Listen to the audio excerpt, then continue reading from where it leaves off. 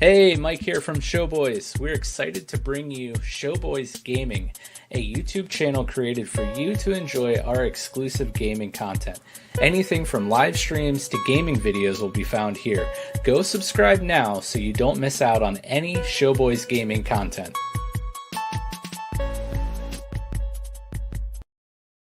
Hi, I'm Becca. And I'm Mike. And we're the Courtneys. We're the hosts of a new marriage and relationship centered podcast called Couple Conversations. We're not here to give marriage or relationship advice, but instead we're just going to have some honest and thought-provoking conversations about our relationship. After 10 years of marriage and the chaos of parenting, business ownership, and being content creators, we thought it was important to focus on dating each other and keep the spark alive in our marriage so when we're old and wrinkly, we still enjoy each other's company.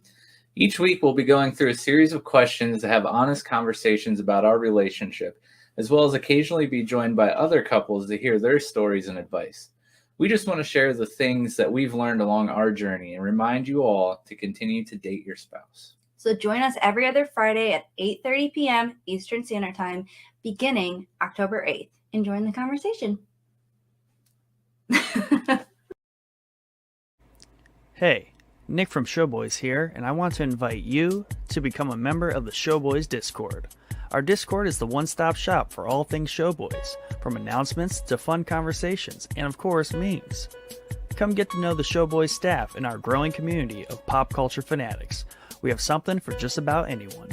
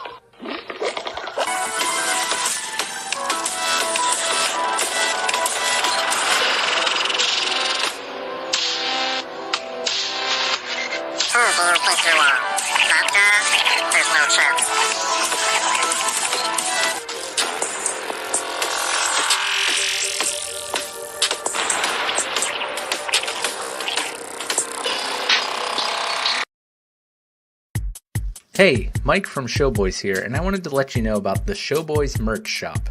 Go check out our classic collection featuring our classic Showboys logo.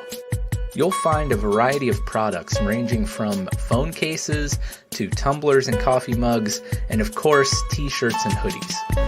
Head over to linktr.ee/showboyspodcast for the link to the shop. So what are you waiting for? Head over to the Showboys merch shop, help support the podcast, and grab yourself some Showboys swag.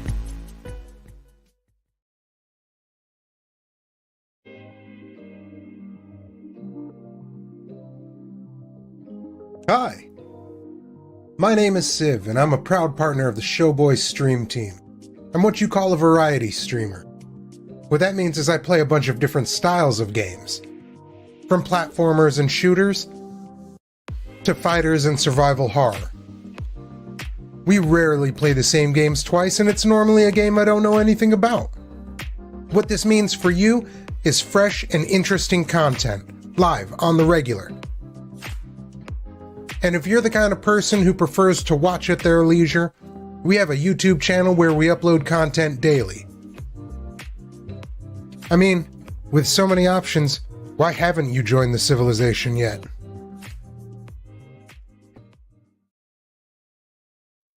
What's up, guys? Chad from Showboys. Just wanted to remind you that we have officially launched our Patreon. Head over to Patreon and check out the exclusive content offered for each tier. From the ability to recommend a topic for the show, exclusive Patreon-only episodes, the chance to appear on an episode as a guest, and much more. With tiers starting at only $1 a month, you can help support our growing community and help us continue to bring our amazing content directly to your lovely little ears.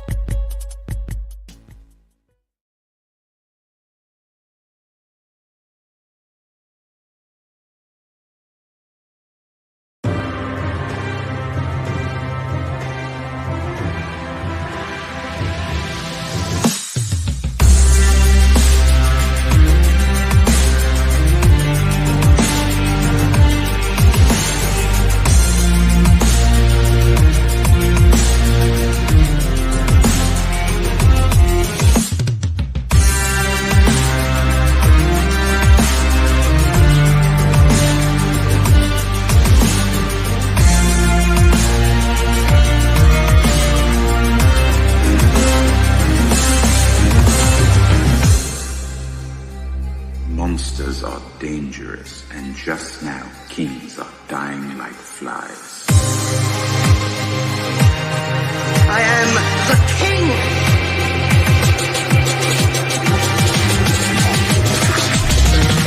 Fuck the king.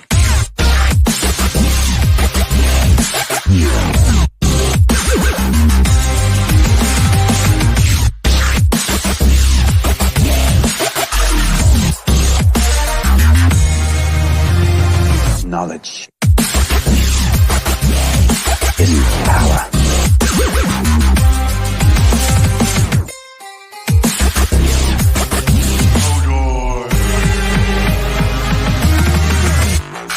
Joffrey, Cersei, or the Frey.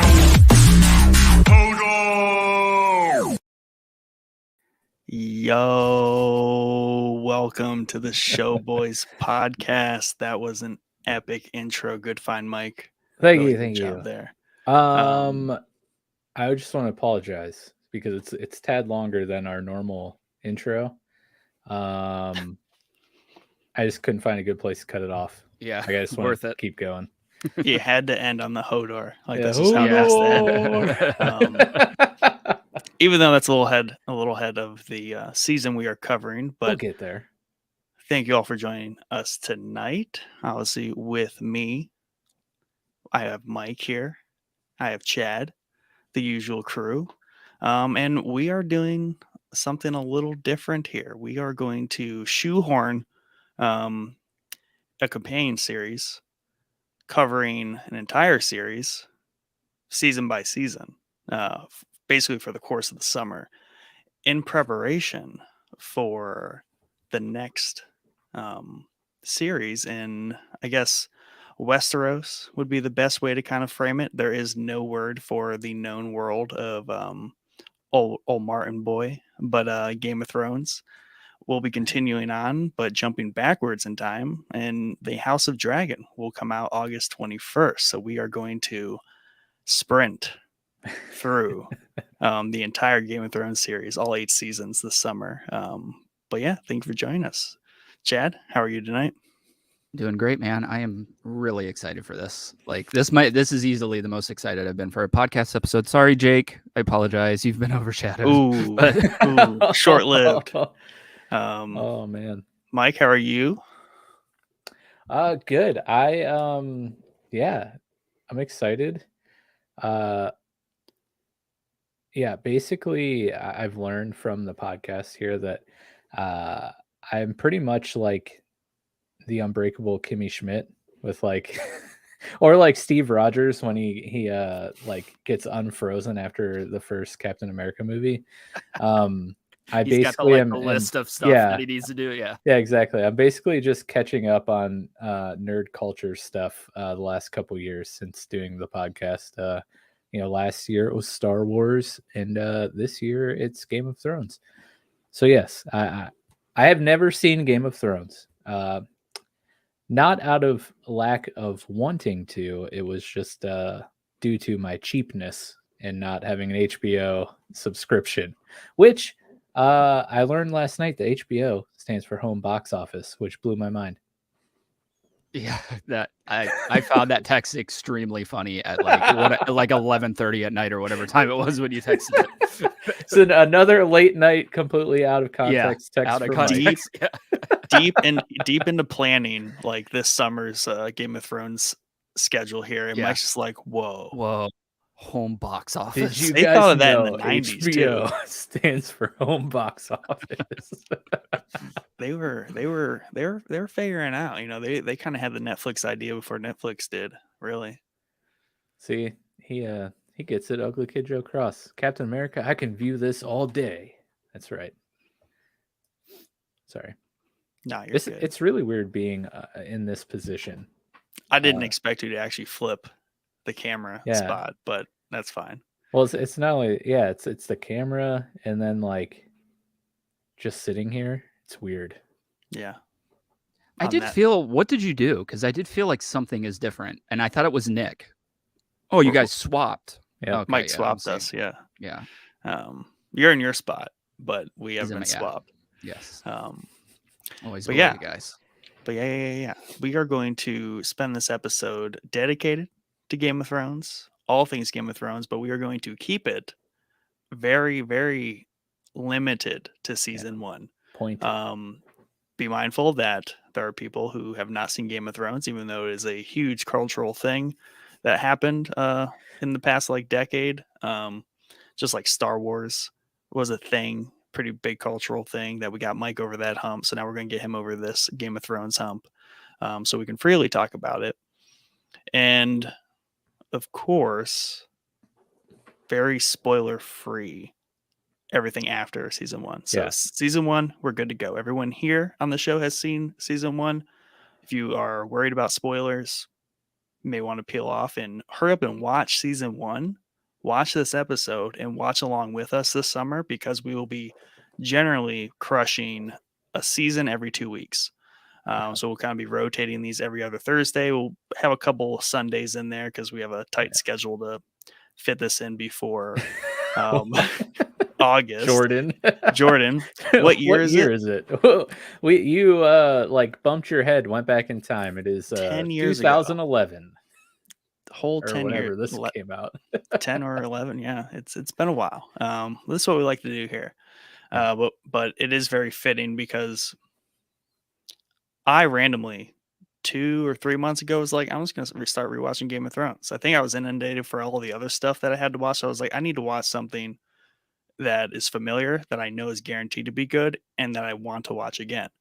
And the second I fired that bad boy up, no regrets, because that intro just knocks everything out of the water. It slaps, bro, for sure, every time. It never there's shows I skip the intro. I just can't skip the intro in Game of Thrones because that is big part of the hype for watching the episode. Is we're gonna watch this banger. It's all map driven too, which I love. And it's awesome. Built in, they kind of show where you're going to be. So do you like the Last Kingdom intro then too? Yes, correct. It's got a nice map centric graphic there. Yeah, and all these years ago when I was watching it, my father made comment that I didn't even think about this, but he's like, they're kind of playing off the whole gaming idea, because you're building these it looks like you're just building kind of like an RPG or RTS. So I was like, that's a good observation, Dad. Good on you right there.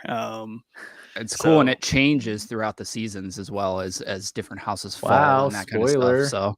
So I mean, even get spoiler. Spoiling you should know the opening credits. I mean, even episode to episode it changes.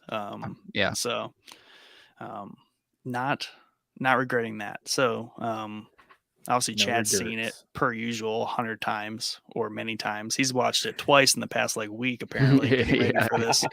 And he is going to guide us along the main plot points, character intros, and details, and just fun tidbits.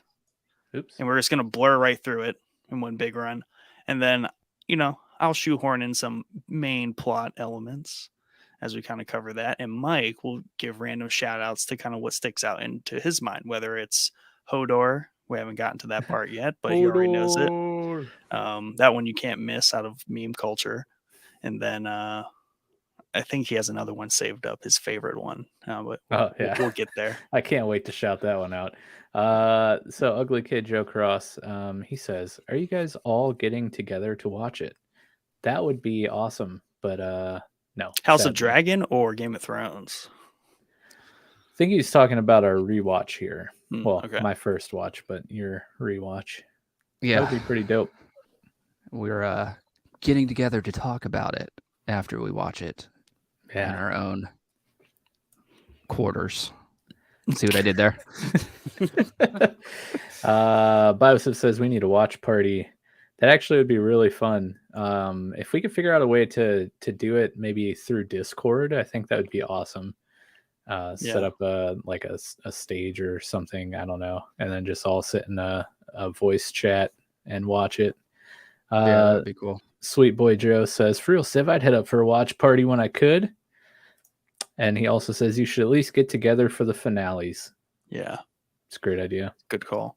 Yeah, and that kind of when I threw out the idea, it was like, should we recap like up to the finale and then let Mike and then save the finale for like the next session, just because there's so much that happens. But really, there's like out of every show that we've done a companion series to, this show is really the show that needs an episode by episode. But that would be, dude, we'd be here for years doing episode by we'd have episode. to start a new podcast. We'd have to start an entire new podcast. Yeah. And have an episode every night. Right. Yeah. 86 days. Yeah.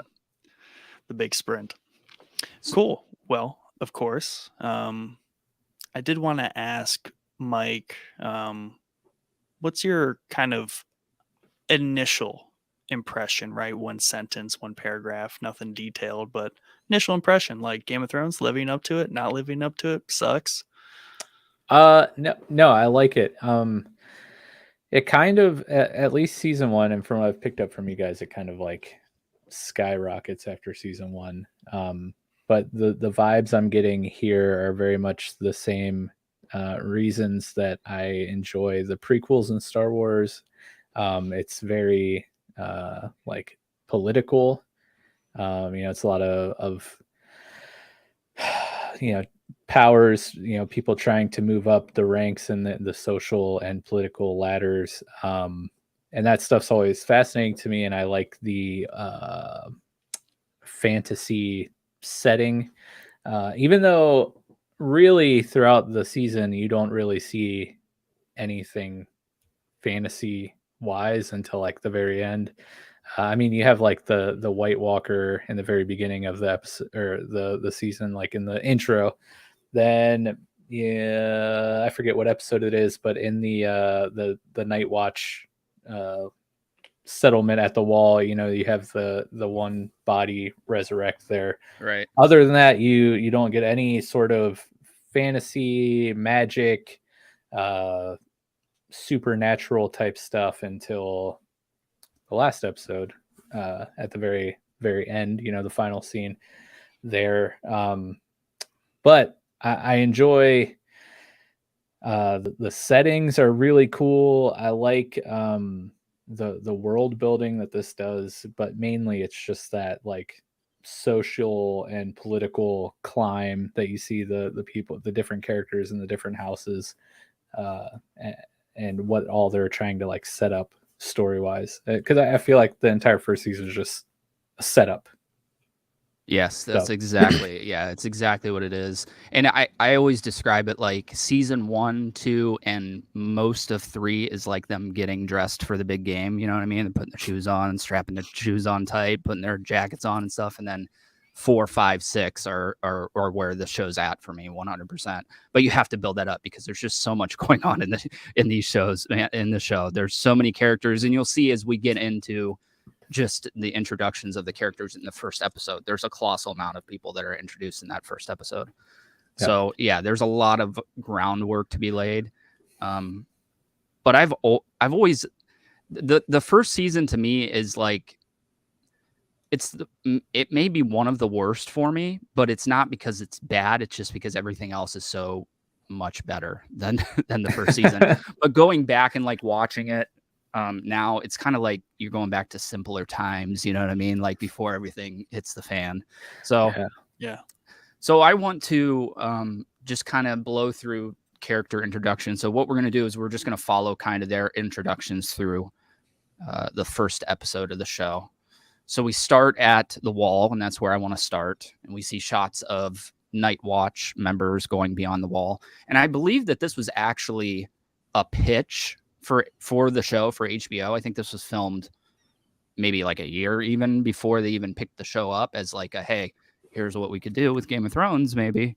But it's a cool intro. It's a cool cold intro because it shows the White Walkers in the first opening minutes of the show. Yeah. And then you'll see that's, we don't see them for a while much that more. Was my biggest takeaway on my rewatch of it was I was like, holy crap. I didn't realize and also didn't remember how much is already like set into motion in the first like season. I was like, I completely forgot I wasn't even aware that they were doing all this in the first season. And then I'm watching, I'm like, holy crap. Like this is like most of it is like all set up right here. It really is, and there are characters that are introduced there that I thought didn't come till like season 4 or 5, and they're in the first season. Some of them in the early episodes. So it's like it's shocking to go back and watch. And I think it was because when I first watched, I put so much resistance against the show. Everybody that I knew was watching it. I didn't consider myself really into high fantasy by any stretch of the imagination because it's just like mid it wasn't. Yeah, I guess it's kind of mid fantasy, but any kind of like knights and dragons and magic is just like not for me at the time. And then I ended up watching it, and when we get to the 9th episode of the season, that's the episode that hooked me. But so we see these night watch. Slow down. Okay. We see these members get killed by the White Walkers, and one escapes and flees as a deserter, and he's caught up by soldiers from Winterfell. And Winterfell is one of the 7 kingdoms, far north of Westeros, but still south of the Wall. And I would love, I meant to bring I have the first book, and it's got a map in there. I would love to like keep track of everything as we're going. But the basic setup is the northern border of this map is kind of blocked off with a giant ice wall. And it seems like throughout the show, I don't know, maybe Nick, if you can talk a little bit more about, it doesn't seem like people really know how the wall was built. There's like rumors maybe of how it was built, but now it's like one of these ancient world wonders.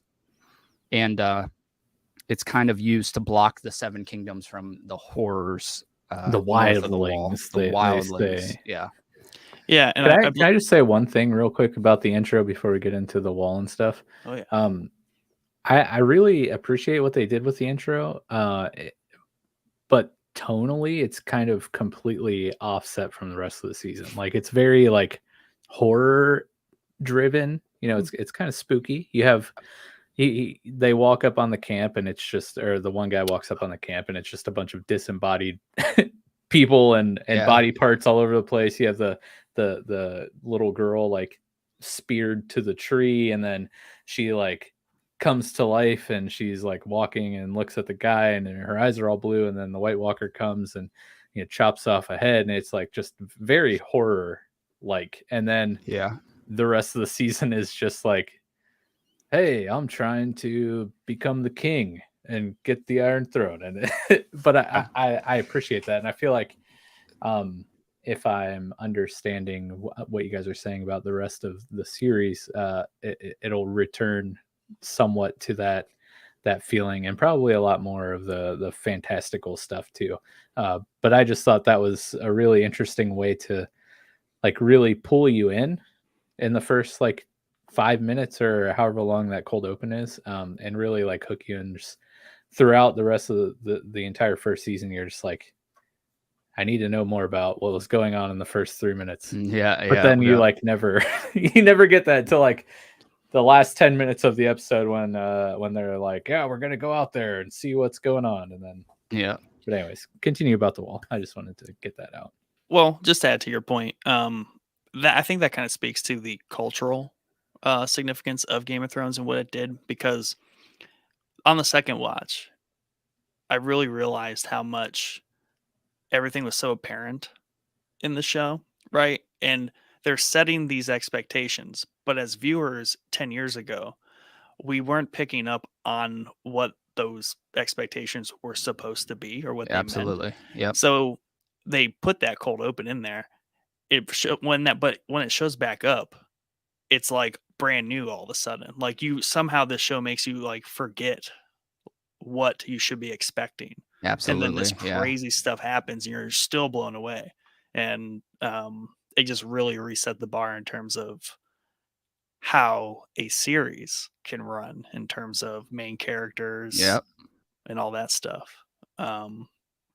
But the wall, though, I believe in my extended readings, it would be like the first men built it to keep the White Walkers out, because this is an event that happens, every 1,000 years. Like, it's been so long since anyone's even seen a White Walker. So it's completely a myth at this point. And there's just these like remnants, like the wall. Like, why is the wall there? Well, it's there for a reason.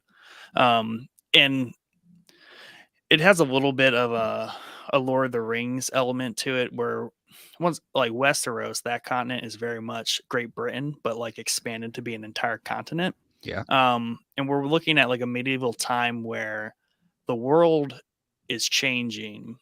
It used to be a lot more high fantasy because there thousands of years ago there were like children of the forest, there were obviously dragons, white walk, like it's way more high fantasy, but we're kind of in a mid fantasy medieval time.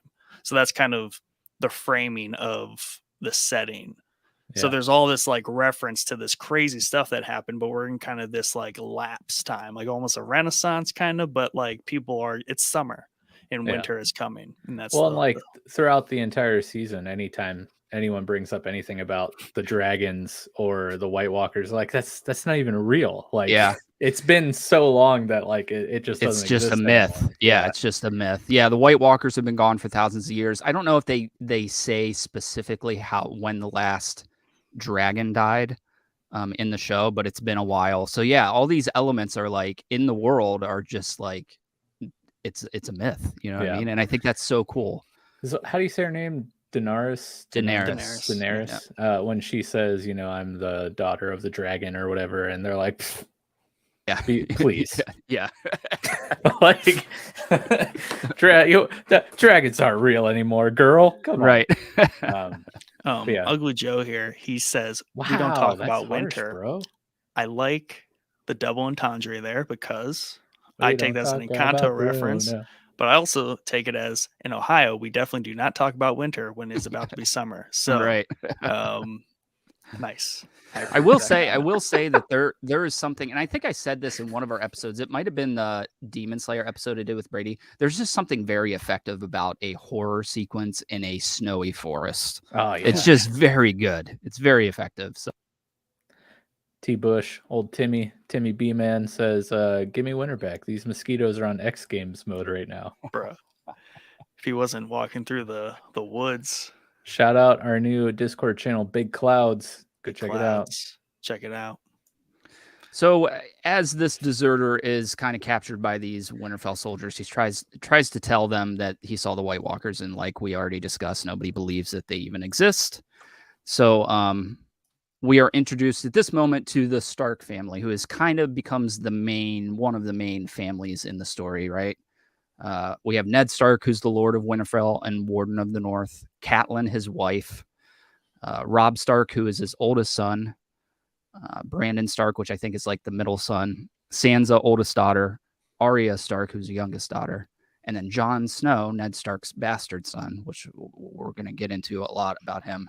And then Theon Greyjoy, and I love this element of Theon because he is I think the youngest son of Balon Greyjoy, and he had like a failed rebellion, so he was actually taken hostage by the Starks and kind of held captive to prevent any more uprisings from them.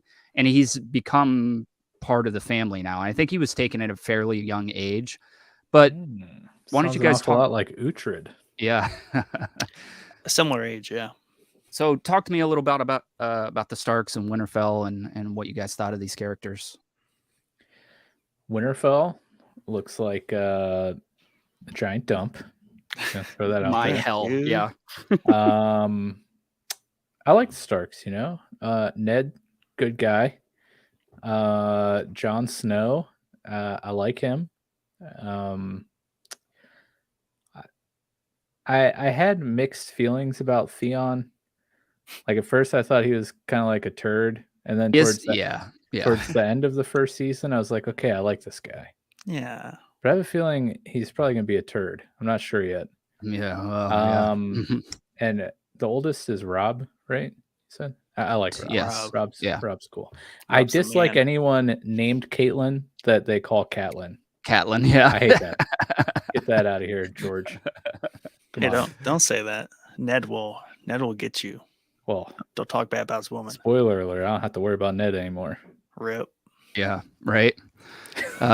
So we kind of see the beheading of this deserter for deserting the Night's Watch, and I've always been very entranced by the Night's Watch and everything that they do and the way they do things and the way they're set up. So this dude deserted, so he got his head cut off, right?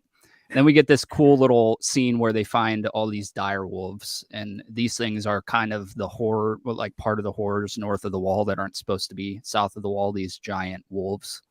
And turns out that there's one for each of the 5 kids in the Stark family. So they decide to keep them, right? It's a little snippet that we'll save for later. It's also the sigil of the Stark household. Also this, yeah, which is the main reason they decided to keep them. And I love how Snow got the white one, you know. Yeah. Nice little color alliteration there. Yeah. I also, before we get too far away from this, we're still talking about like the first 10 minutes of the first episode, and we're 30 minutes into this episode. This episode is going to be like 8 hours long. Yeah.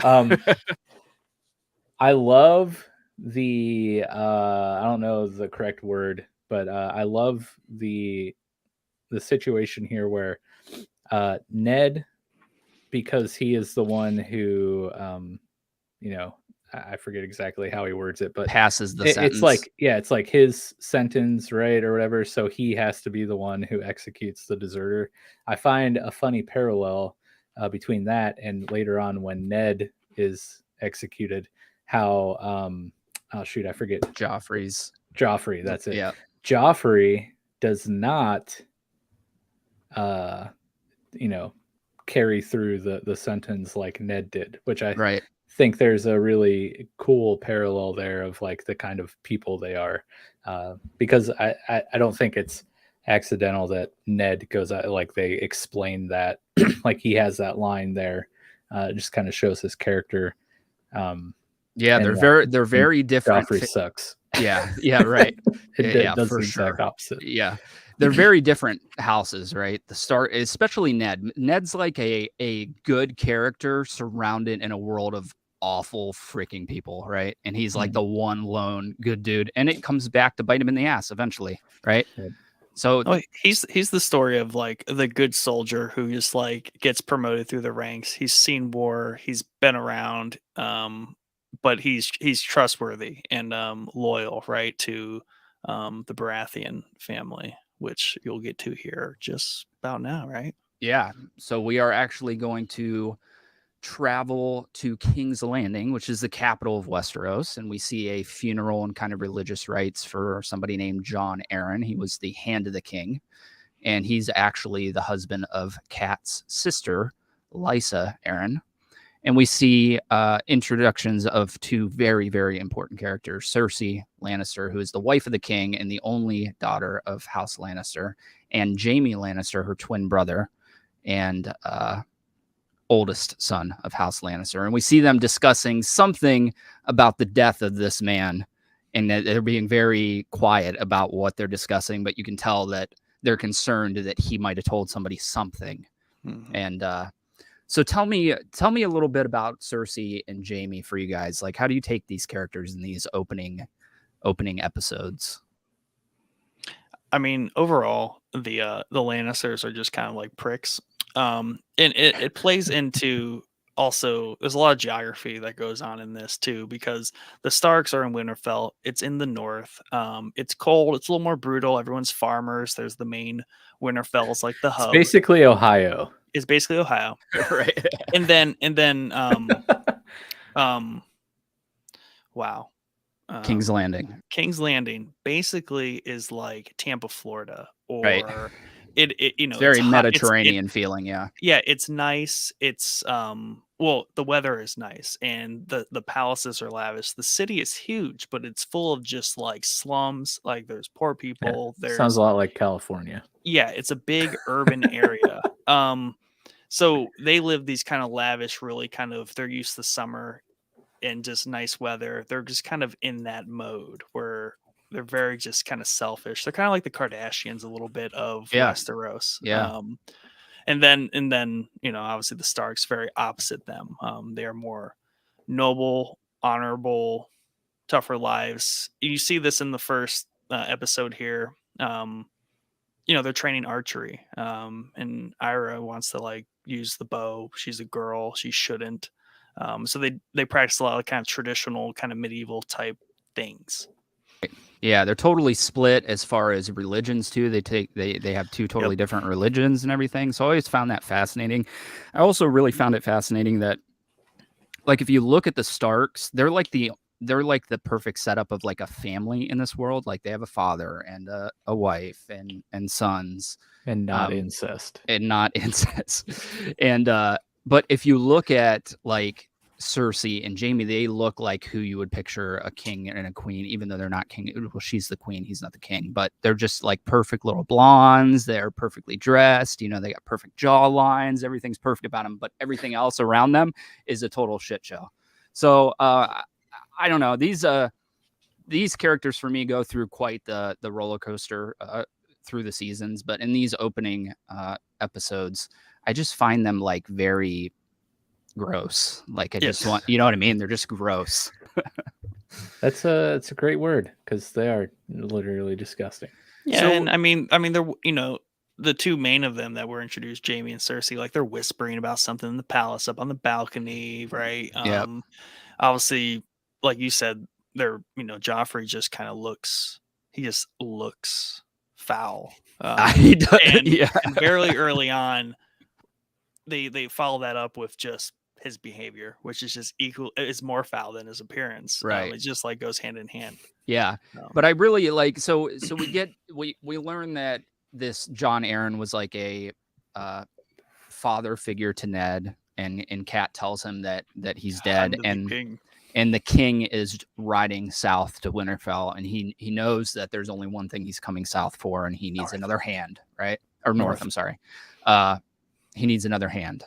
So that's when we're introduced to the Baratheons when they roll into Winterfell. Try to speed up a little bit here so we're not here all night. But so we're introduced to Robert Baratheon, and this character, man, I absolutely love Robert Baratheon. Like if I picture a medieval king, this is what I picture. Like just a fat slob that's always drunk and talking about his badass battles that he had 20 years ago. Yeah. You know? He's totally like the high school football player that still wears his Letterman jacket. Yeah. Still talks about how they won the championship that one year. Yeah. Goes to visit his best friend from the war, Ned. Ned's got like a family. He's like trying to like keep up with like just the day to day. And then here comes his other best friend from down south. He's just wasted. He's like, let's go hunt a boar. Let's go do man things. Do the old days. Yeah, so I don't know. I just love him. So he's Cersei's husband, and then we meet Joffrey for the first time, and we already kind of spoiled that. Yeah, he's a rotten little bastard, right? And I guess I shouldn't say that word, even though he is, but it kind of loses meaning. He's just an evil little. No, because that word is very, very important. In very the important context of this series. Very important.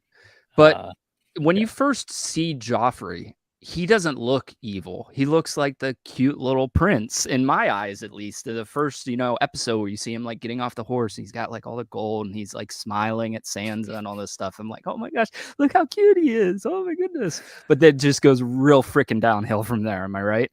So tell me, and then we meet Tyrion Lannister, and Tyrion we'll get to separately because he's one of my favorite characters and will forever be one of my favorite characters. But tell me a little bit about Robert. You guys like Robert as much as I do? Robert's a fun character for sure. Big callbacks to like Troy and the like Agamemnon in that movie. Like he doesn't like do much. He's just fat. He's got all the power. Like he's the shit. Like it is what it is. He's a cool character. And Ned confides in him. They're best friends. So there's a certain level of like, I can trust Baratheon to an extent, even though he is like the big slobby king. He's Ned's boy, so there's some honor in that. Yeah, right. I think he's all right, but the GIF that Tim just sent me in Discord takes it over the top. It's pretty epic. And I can't show you guys, so I'm sorry, but you'll just have to trust me. You just have to trust me. So, one of the first things, and this is very important, so I want to talk about it here. One of the first things that Robert does when he gets to Winterfell is he wants to go down to the crypts and see Lyanna Stark, who is Ned's sister that he was betrothed to before the war. And he slightly discusses what happened with her. He mentions Rhaegar Targaryen, who is the Mad King's son, kidnapped her, ran away, and that's what started Robert's Rebellion. And Robert's Rebellion, to me, I heard that they were going to do like an animated series. I would love to see an animated series on Robert's Rebellion. It's just a fascinating, the way that it all panned out.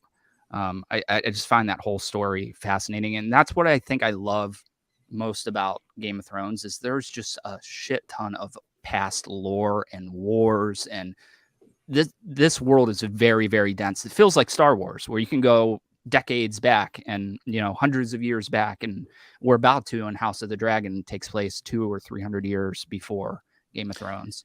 Yeah, and they execute on that context a lot in terms they don't like sometimes they do explore a little deeper, but they use so much of that past context to set up why things are the way they are in the show that it does give you that whole idea of like, holy crap, like I could have a whole series just on like this bit that they keep referencing. Yeah, you really could build, and I hope that we see it in more context. I know that there is a book that discusses it pretty in depth, but I want to see it in some sort of animation or live action or something. But as he's discussing the Targaryens, we transfer over across the Narrow Sea to Essos, and we are introduced to the last remaining Targaryens who are in exile. Viserys Targaryen, who's the younger brother of Rhaegar that we mentioned earlier, and Daenerys Targaryen, who's the youngest daughter of the Mad King and sister of Rhaegar and Daenerys. And I think we see rather quickly Khal Drogo. And I got to be honest with you, this storyline for me personally is like my least favorite in the season. And I don't know if it is Jason Momoa that causes me to feel that way. I don't know what it is. It just feels so, I don't know. Maybe it's just because she's just getting her ass beat at every scene. You know what I mean? So did you guys feel that way about this? Were there any like storylines throughout here before we get into them? Were there any that you were like, oh, okay, I can't wait to get back to King's Landing, or I can't wait to get back to Winterfell or whatever? For me, it was the storyline through the opening couple of episodes.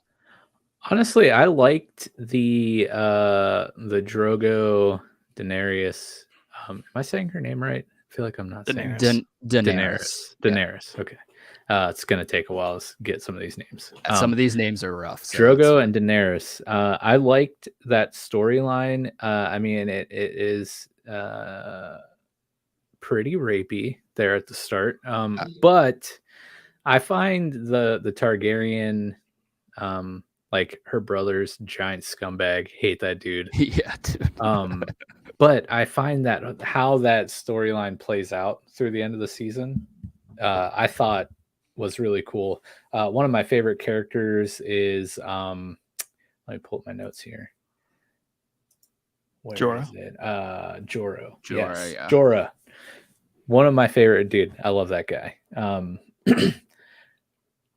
I really dislike the Joffrey Sansa storyline, which is like the main storyline, basically.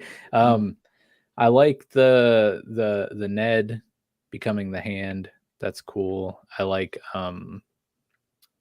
what happens like post Ned's death. But like the whole Joffrey Sansa first like 3 or 4 episodes with like the butcher's son and the wolf bite.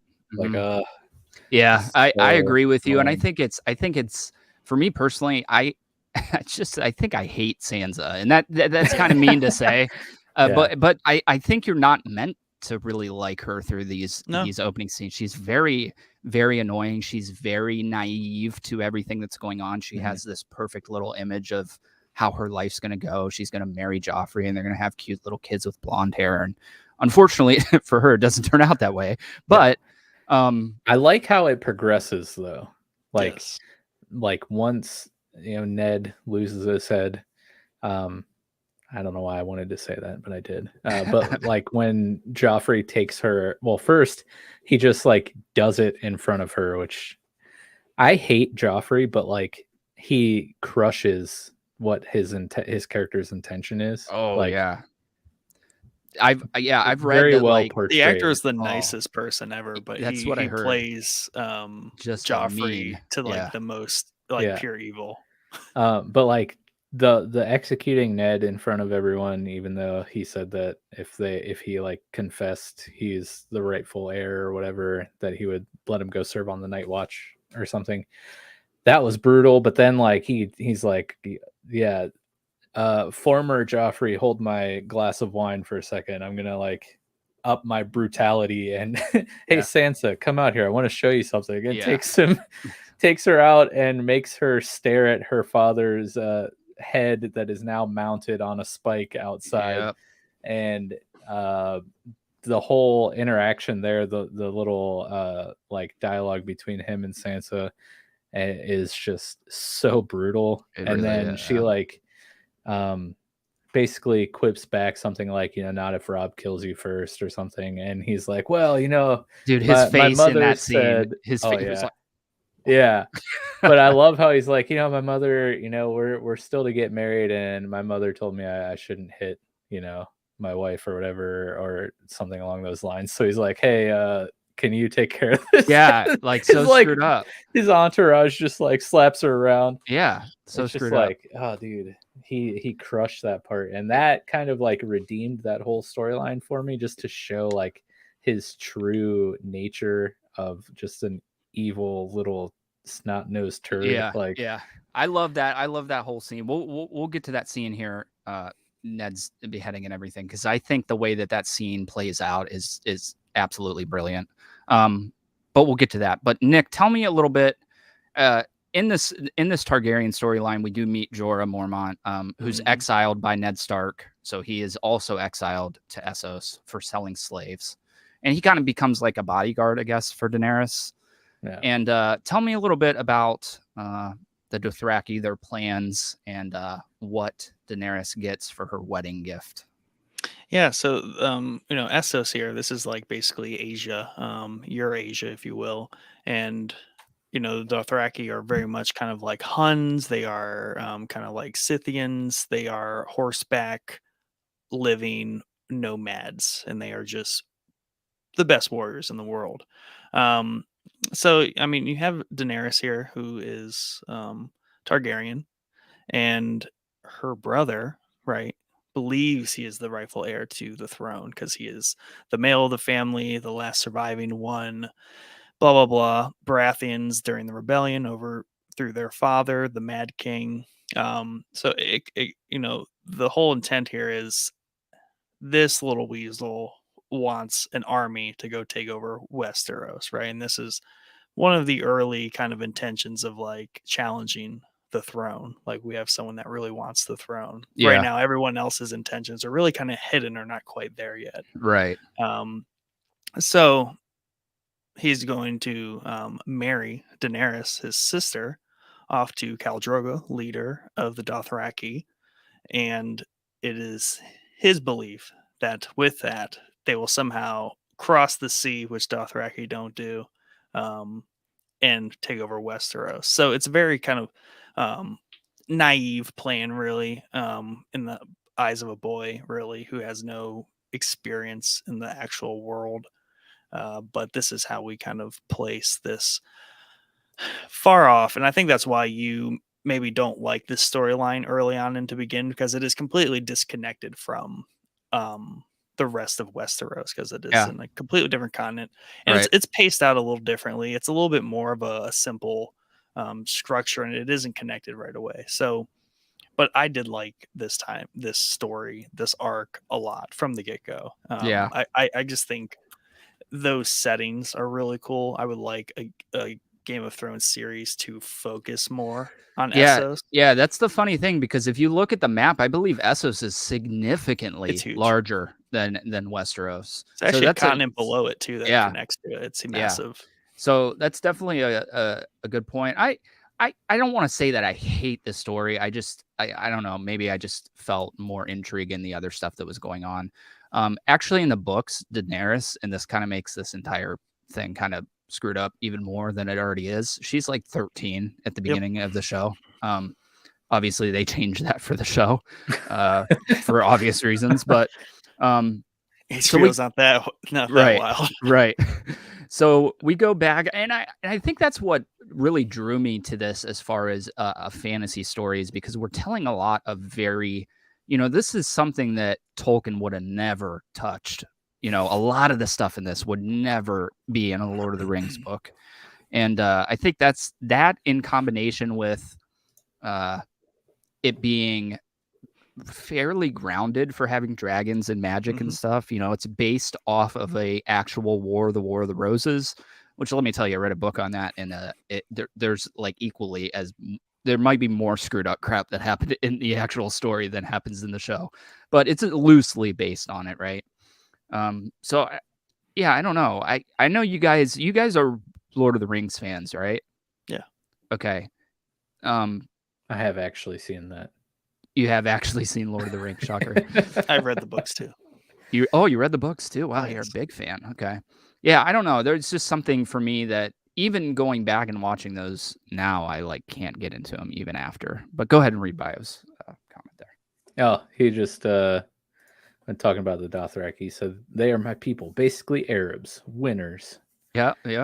And then I'm not sure about this, but I love Aquaman, so I'm gonna throw it up there. He says, "Come on, Aquaman, baby." Khal Drogo. Khal Drogo is Aquaman. Oh, makes sense. Hey, welcome to the show. Can I just say, Momoa's pectorals, very massive very in this tatted. show. Yeah.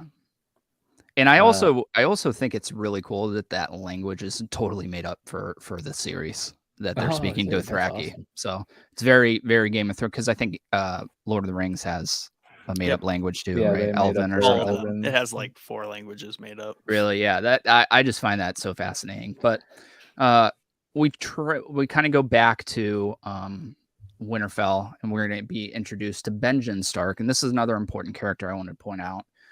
He is Ned Stark's brother, and he is the first Ranger of the Night's Watch, which I think is like the commander of their offensive formations, I guess, outside of the wall is the best way to put it. The main Ranger. And we also kind of start to see how Jon Snow is treated being the bastard of the house. And I also kind of find it funny that just how many times people just call this kid a bastard to his face. I get that it means something in this world, but it just, I can't help but laugh sometimes where Tyrion's like, okay, bastard. It's so funny to me. But I did want to bring him up. They connect though. We'll get into that, but I love the relationship between Snow and Tyrion. Yeah, definitely. So they're having a feast for everybody. And the king's in town, baby. The king's in town, and they're having, and it's cool that you see the setup of everything, and they're chopping up the meat and getting all the wine bottles ready and everything. And then you see that on top of being just a drunken idiot, Robert's kind of a whore too. He's just doesn't care what he does in front of his wife. She doesn't really seem to care necessarily either what he's doing. She gives him a look, but they're this show also does really well, and this goes to the whole Tyrion and Jon Snow thing. They pit characters that on the surface are different, but have a weird connection, kind of deep down. And one of my favorites is Robert and Cersei, and they explore that in a couple scenes. And there's one scene specifically in this season where they really level with each other, right? They're kind of reminiscent on when they were in love. They kind of explore how they fell out of love and just how they have this uneven alliance. It's an alliance, right? They know practically in this world, this Game of Thrones, that their marriage is necessary, and they're okay with that. And I just think that those scenes are just well acted for one, but also are just very well written as well, because you get this deeper understanding about these characters, where Cersei is, you're trying to figure out is she the mistreated wife, queen, right? Is he just kind of a drunken whore? What's really going on here? But they all have these much deeper stories kind of behind them that kind of explain away why they are the way they are. Right. But the other thing the show does is it quickly kind of says, all that aside, they are also doing very kind of bad things or very targeted activities. Absolutely. This Jordan chimes in here. I knew there's a reason why I like this guy. Jorah is his favorite character too. Yeah, Man. I love Jorah, and I love that he just has like little tidbits about every single place that they pass. Yeah. And he says it in the deep voice, like it's the Shadowlands beyond the Shire. He's just basically fan exposition. He's just there to Yeah, let us know what's going on. Yeah, Maybe in a that's why I cool like deep him so voice. much. Yeah. Jordan also says, hottest girl on the show, Jon Snow. It's got to be the hair. Yep. Yeah, so my parents watched through Game of Thrones. I talked them into watching through Game of Thrones, regretfully, and they ended up loving it. And my mom is like obsessed with Jon Snow. She just thinks he's the hottest thing ever. And I think it's so funny. I think it's so funny. So we hear that Robert kind of has plans to join the Stark and Baratheon houses by and we kind of mentioned this already, marrying Sansa and Joffrey together. And we learn that Kat's sister, who, if you remember, was married to Jon Arryn, who is the guy at the beginning who's dead, the former Hand of the King, has fled the capital. And she warns them that her husband was murdered, and she believes the Lannisters were involved. And that kind of starts us on the path for the first season of the show here. We have a lot of characters that have not been introduced yet, but as we kind of peer through the rest of the show, we'll introduce some of the more major characters. But Nick, take it away, my brother. What exactly do you want me to cover? Well, I mean, we pretty much did. Do you want to kind of peel off of the bullets a little bit? Yeah, for sure. Yeah.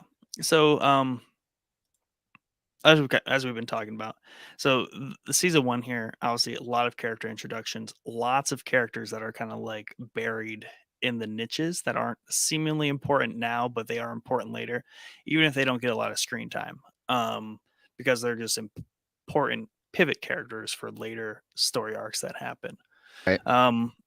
But definitely this season has, its main list of characters, and kind of focusing on those is Cersei Lannister. We have Jaime Lannister, her brother. He's a very important character, and he's kind of this very he's a swordsman, like one of the best swordsmen in all of Westeros. Very smug. Yeah, very smug about that too. Like, their father, big deal, right? In the entire, like, they're the richest family as well. So that kind of further backs up, like, they're just well put together. They have good talents. They're wealthy. Jaime's like a great swordsman. Jaime's in this weird position where he is of the King's Guard, which is a specific unit that protects the king. Like, basically they stand guard while he takes a shit, or he stands guard while Robert Baratheon has sex with not the queen, who is his sister. So lots of things going on there. Jaime's okay with that, though. And Jaime's okay with that. Sure. He's probably glad about that. Yeah. But obviously he has an entanglement with his sister, right? Which that's what you want to call it. It's an entanglement with his sister, right? So this is where King's Landing quickly becomes this very, very convoluted place where there's just a lot of layers of things going on. And these group of characters are very key to Ned's journey, right? That he makes ultimately to King's Landing to be the new Hand of the King. And the fun bit about the first season here, and it kind of plays out as a double murder mystery. Yes, that's the cool thing about the whole show is Ned's really a detective through this entire season. It feels very detective-like, especially in the middle part to the later part of the season, which I think is so cool. That's the simpler times thing I was talking about. Like, it's just a chill investigation, see what the hell is going on around here.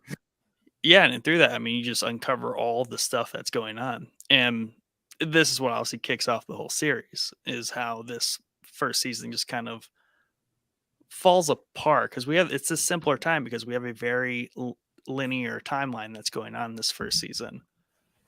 But then, because of the way the season ends, all of the existing world collapses around Ned's journey here. Right. He was kind of like the last sane piece of the puzzle to fall. Yep. Robert dies by a hunting accident, right? Presumably. Right. There's mystery embedded there. Ned is the Hand of the King. He becomes the acting king. So all through this, he is trying to uncover what happened to the previous Hand of the King, which is all connected to a whole different things that he just kind of learns about. And on his journey through that, he learns about new characters. We're introduced really briefly to characters that we have no idea are important yet. Right. One of those being Littlefinger. We kind of get an introduction to the small council when he gets to King's Landing, and these are very, very important characters for the whole of the show. Yeah. So Peter, I would say like 80% of the character cast so far are like totally unlikable people. Oh yeah. Like I can't stand. Get used to that, brother. Yeah, basically there's like maybe 3 characters this season where I'm like, I really like this guy. Yeah. Everyone else, I'm like, I can get behind. I could really just, Will Smith this dude right in the face. Yeah. Littlefinger definitely has that effect on me for sure. So he's a brothel owner. I think he runs like the city guard as well, I believe. The gold cloaks pays him maybe. He's the treasurer basically for the council. And he's just like a schemer, like the dude that's in the shadows. He's of no family. He made his own way. Yep. Basically, I'm a poor boy, and now I'm a rich boy who does things for rich people who become hopefully more influenced. And this is where also, as you kind of talk about the council here, you start to get the inklings of because they have very well framed shots and mini scenes in between the larger Ned arc here that show how people are starting to crave the throne, right? You have Littlefinger and what's his name? The Master of Secrets. That guy. Yeah. They're just in the throne room and they're just like staring at the throne. Yeah. And there's a lot of scenes like that where people are just pondering the state of the throne. And a lot of the scenes throughout the season, those are some of the best scenes because there's a really good scene, like you said, with Littlefinger and Varys in the throne room. There's a really good scene with Jaime and Ned in the throne room where they have that kind of like passive aggressive go at each other. So a lot of the cool things in the show are kind of, in an empty throne room with just 2 characters. And I think that's so cool. But yeah, go ahead. Sorry, continue. I didn't mean to interrupt.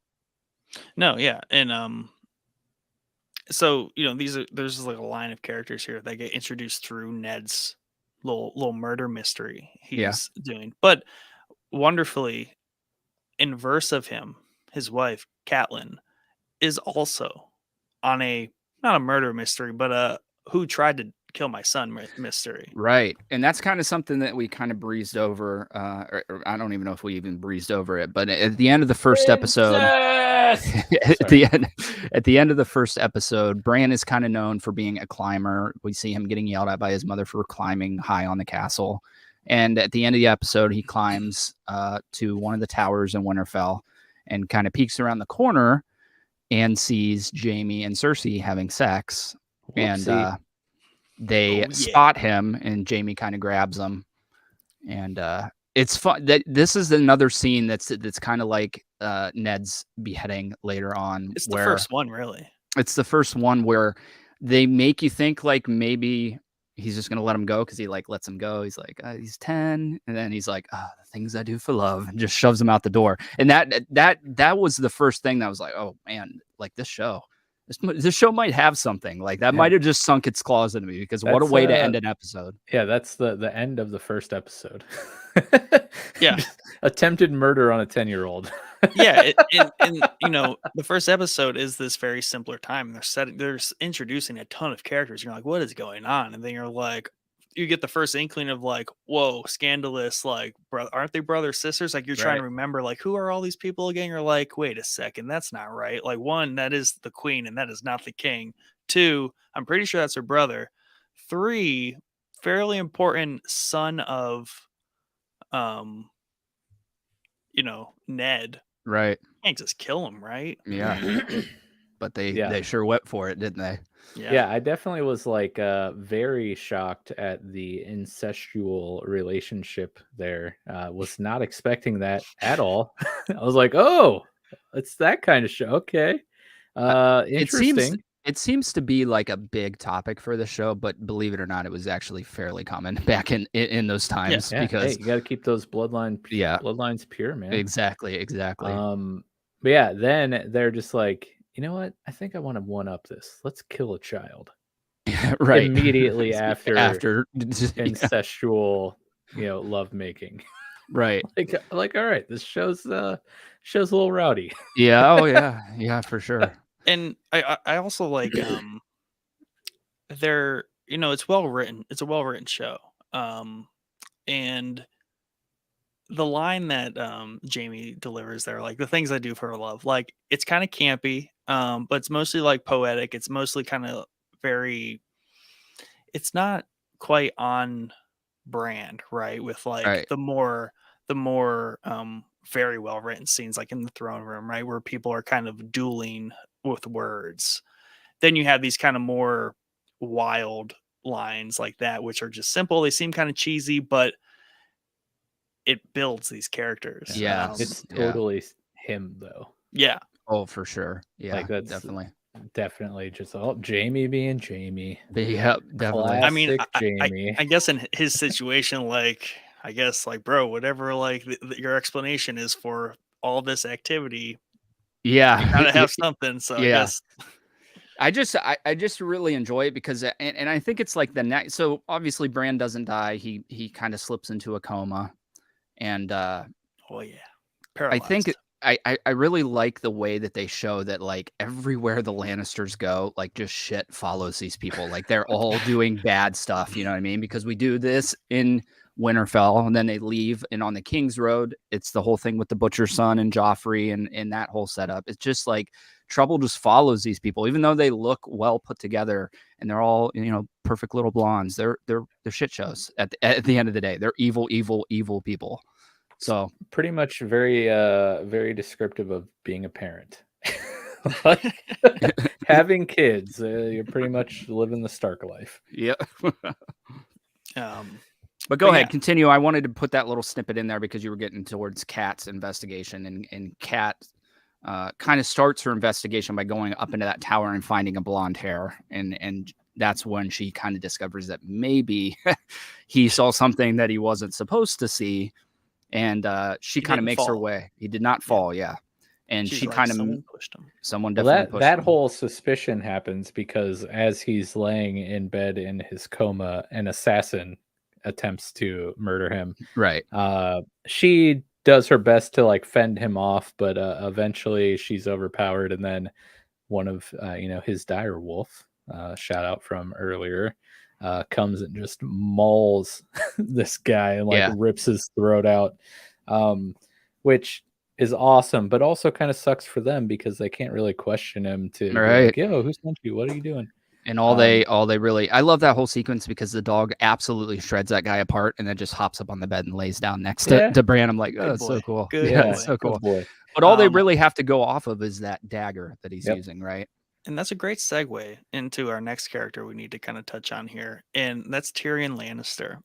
So, I believe it's revealed by them. Yeah, that is Tyrion's dagger that he lost in a bet. Yep. Yeah. So that instantly in Caitlyn's mind, who doesn't like the Lannister, she doesn't trust them. They're just snaky people to her. She knows this. She's like, the dwarf, bastard, like just the most unlikable Lannister that no one likes is Tyrion here. And Tyrion is they call him basically every word in the book in the show. He is a vertically challenged person. Played by Peter Dinklage. Yeah. Played by Peter Dinklage. One and only. And I do want to make this note too. At the time of season 1, Sean Bean is the most popular actor, notable actor in the entire series. Shout out outside of Cersei, who is from 300. She was Gorgo in 300. Great movie.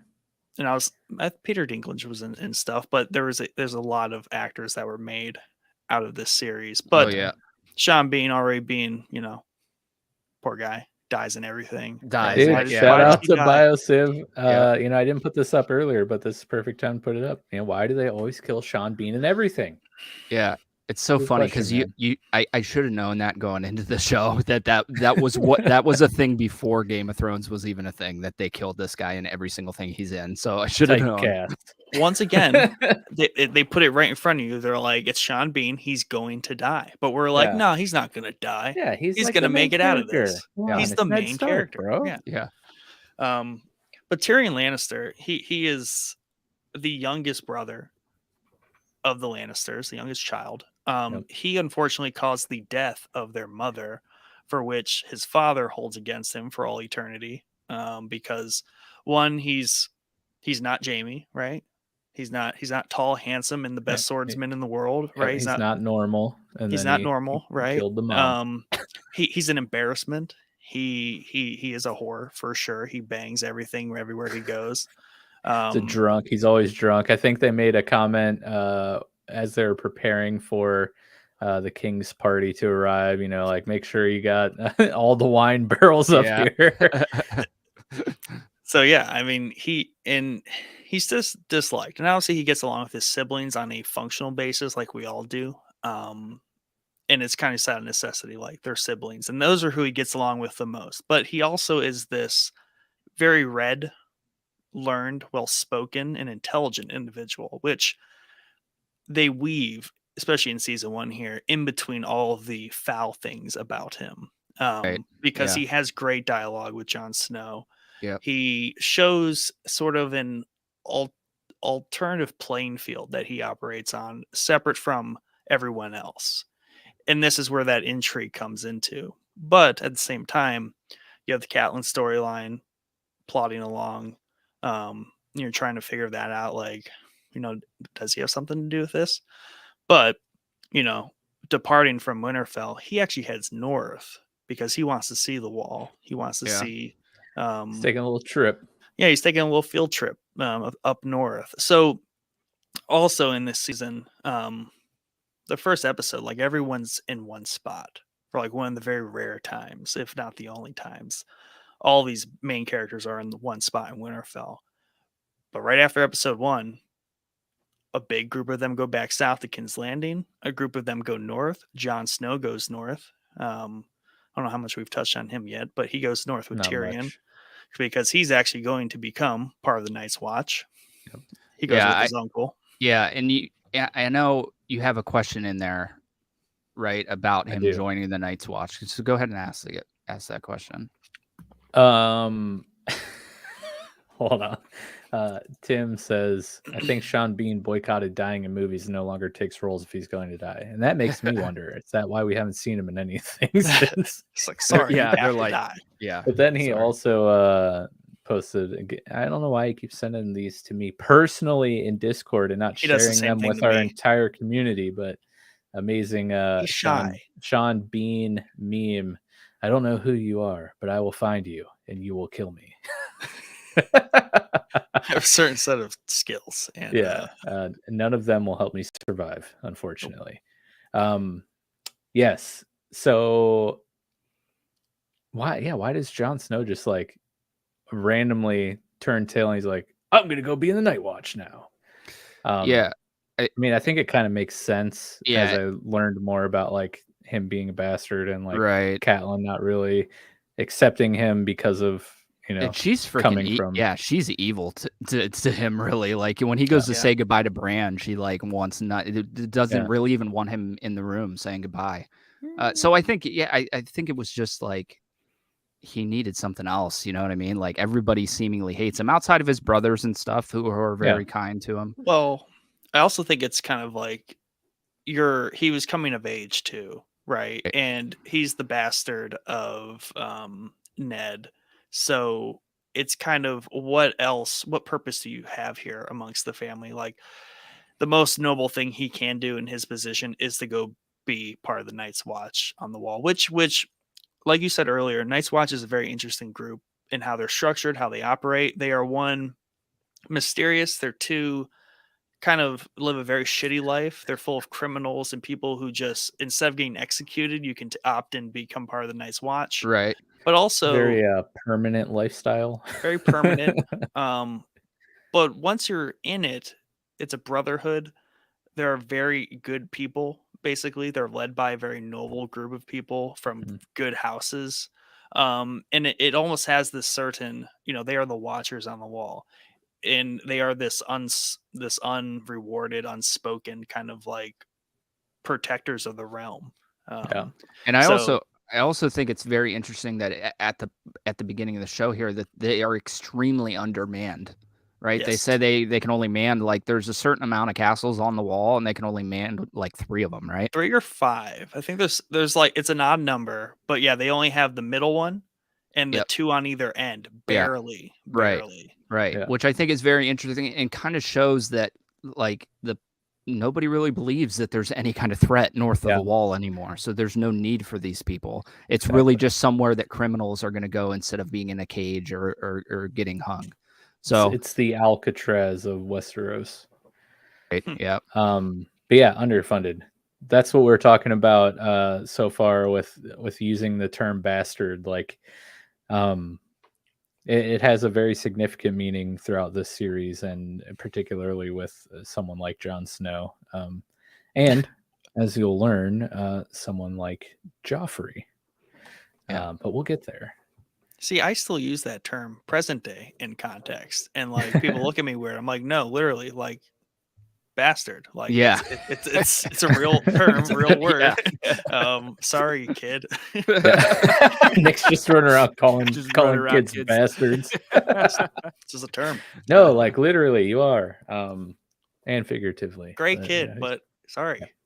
But yeah, like you're saying, Nick, Ned, Sansa, and Arya head towards King's Landing. Jon Snow and the uncle head north up to the wall for the Night's Watch with Tyrion in tow, just to take in the sights. Apparently, he wants to take a leak off the wall or something like that. Yeah. And I do want to point out that Ned and Jon Snow's final kind of interaction there, where Ned or Jon Snow asks, like, where's my mother? Does she know where I'm going? Does she care? And he's like, the next time that we see each other, I'll tell you about your mother. Rip. Promise. And then they kind of split there. I think that scene is so cool.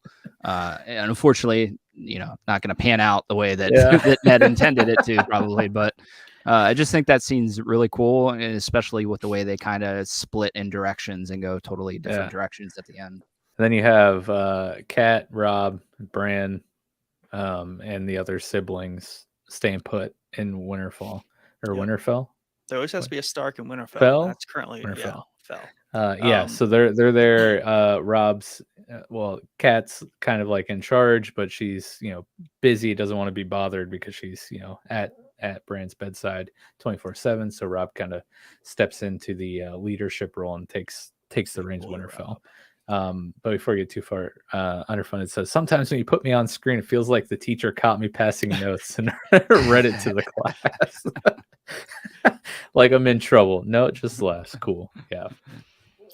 Well, quit swearing in our chat, sir, and I won't put your comments on. Just messing. And I think back to my comment about, the murder mystery and the importance of Sean Bean, Ned Stark, in this first season.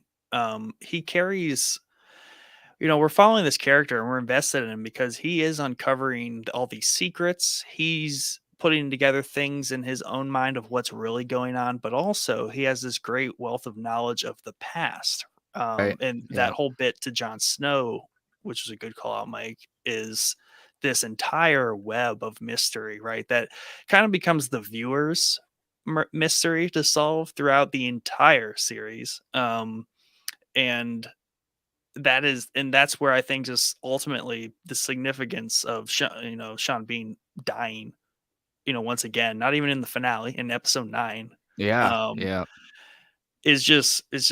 completely throws you. It really, what am I watching? Like everything I've just watched, like, what am I going to do with my life now? Like now I have to keep watching. It just shows, like, dude, there's no other show, at least that I've ever watched, where they could take a main. He's really the main character of this first season. That's like them killing Rick at the end of the first season of The Walking Dead. Like they would never do that, and I think that's what hooked me so much into the show. By the time I got to that, I was like, "Holy crap, dude! Like, did that really just freaking happen? Like, he is the main dude." Yeah. Well, You know? part of maybe the genius of that is when he dies, you, the viewer, are left with this information, and you're like, I need to do something with this. Like somehow Yeah. I need the rest of the characters to figure it out, because like Right. I'm invested now in what's Yeah. going on, and there's no one in the show to like carry that for me. Right. What if that was just like it was a limited series and that was the finale? That was the finale. Yeah, I mean, He heads him and it's over. Yeah, that It's would've very been True rough, though. Detective like, just kind of like just cut it. Yeah. I think it becomes a common theme where the ninth episode is kind of the episode. You know what I mean? Yeah. There are a couple finales that are big, but I thought it was also really cool that they did it in the ninth episode when you're not. And then we might as well talk it because we're beating around the bush.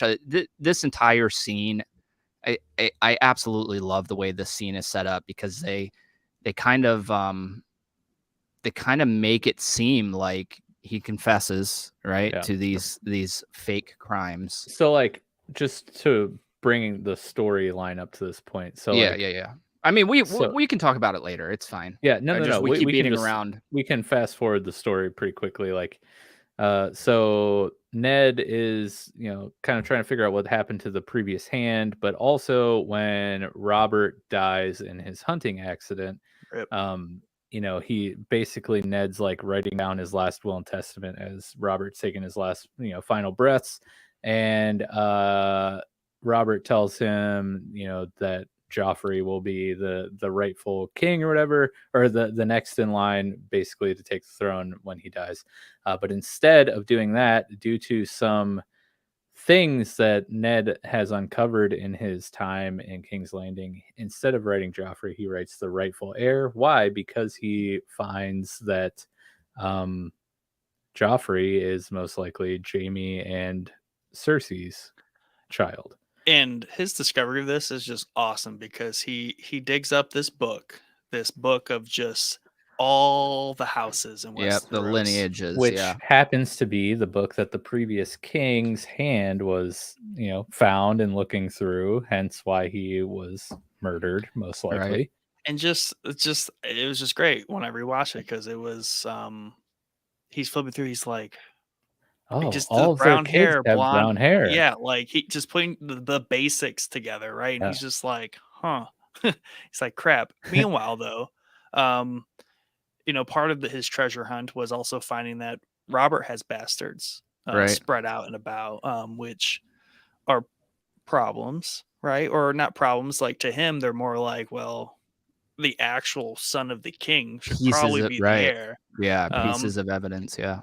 But meanwhile, like, in all of this, you have the Lannisters lurking about. And like Cersei's like always hot on his trail. Jaime is always lurking about. Yeah. Great scenes all throughout this season of Jaime and Ned, whether it's when they fight unfairly and he gets the like spear through his calf, which is just brutal. Yeah, that makes me cringe every time. Yeah, like that's got to be the most painful freaking shot in the world. But I do really like that scene, because it does show that Jaime is not a complete, monster, because he stops fighting him at that point, actually gets mad at the guy that stabs him and hits him, because it wouldn't have been a clean death. So you can see that there's a little bit, even though there's just very little bit left, he's got a sliver of honor in there somewhere. You know what I mean?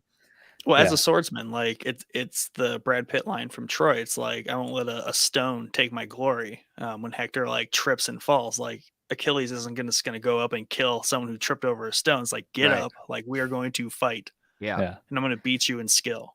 So shortly after he takes the spear to the calf, not the knee, he has a conversation with Cersei in the courtyard, basically reveals, he's like, hey, I'm on to you.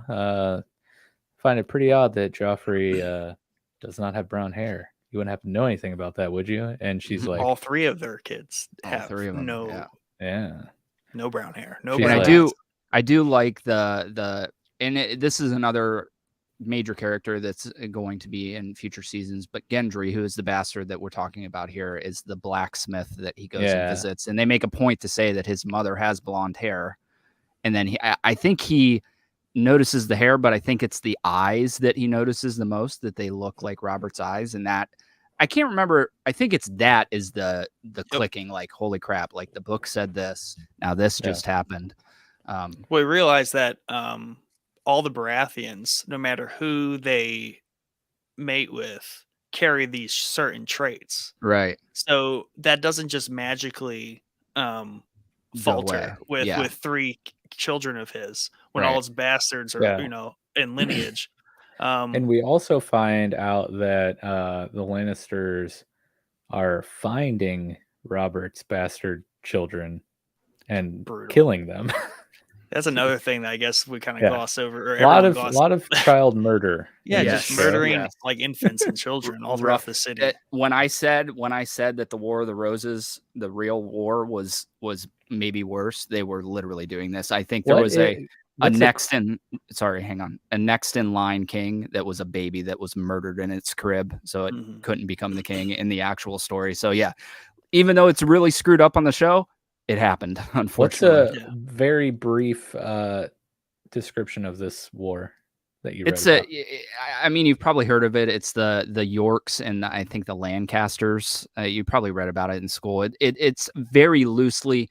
So in this story, the Lannisters are supposed to be the Lancasters. The Starks are supposed to be the Yorks. And I think it's the European throne that the battle was. It's been a while since I read the book about it, but fascinating to read if you're into this kind of stuff, and it's cool to see the kind of correlations between the show, the story that they're telling here, and how even more it was from how that. Inspired. Yeah, I mean it's loosely inspired. I'll give them that.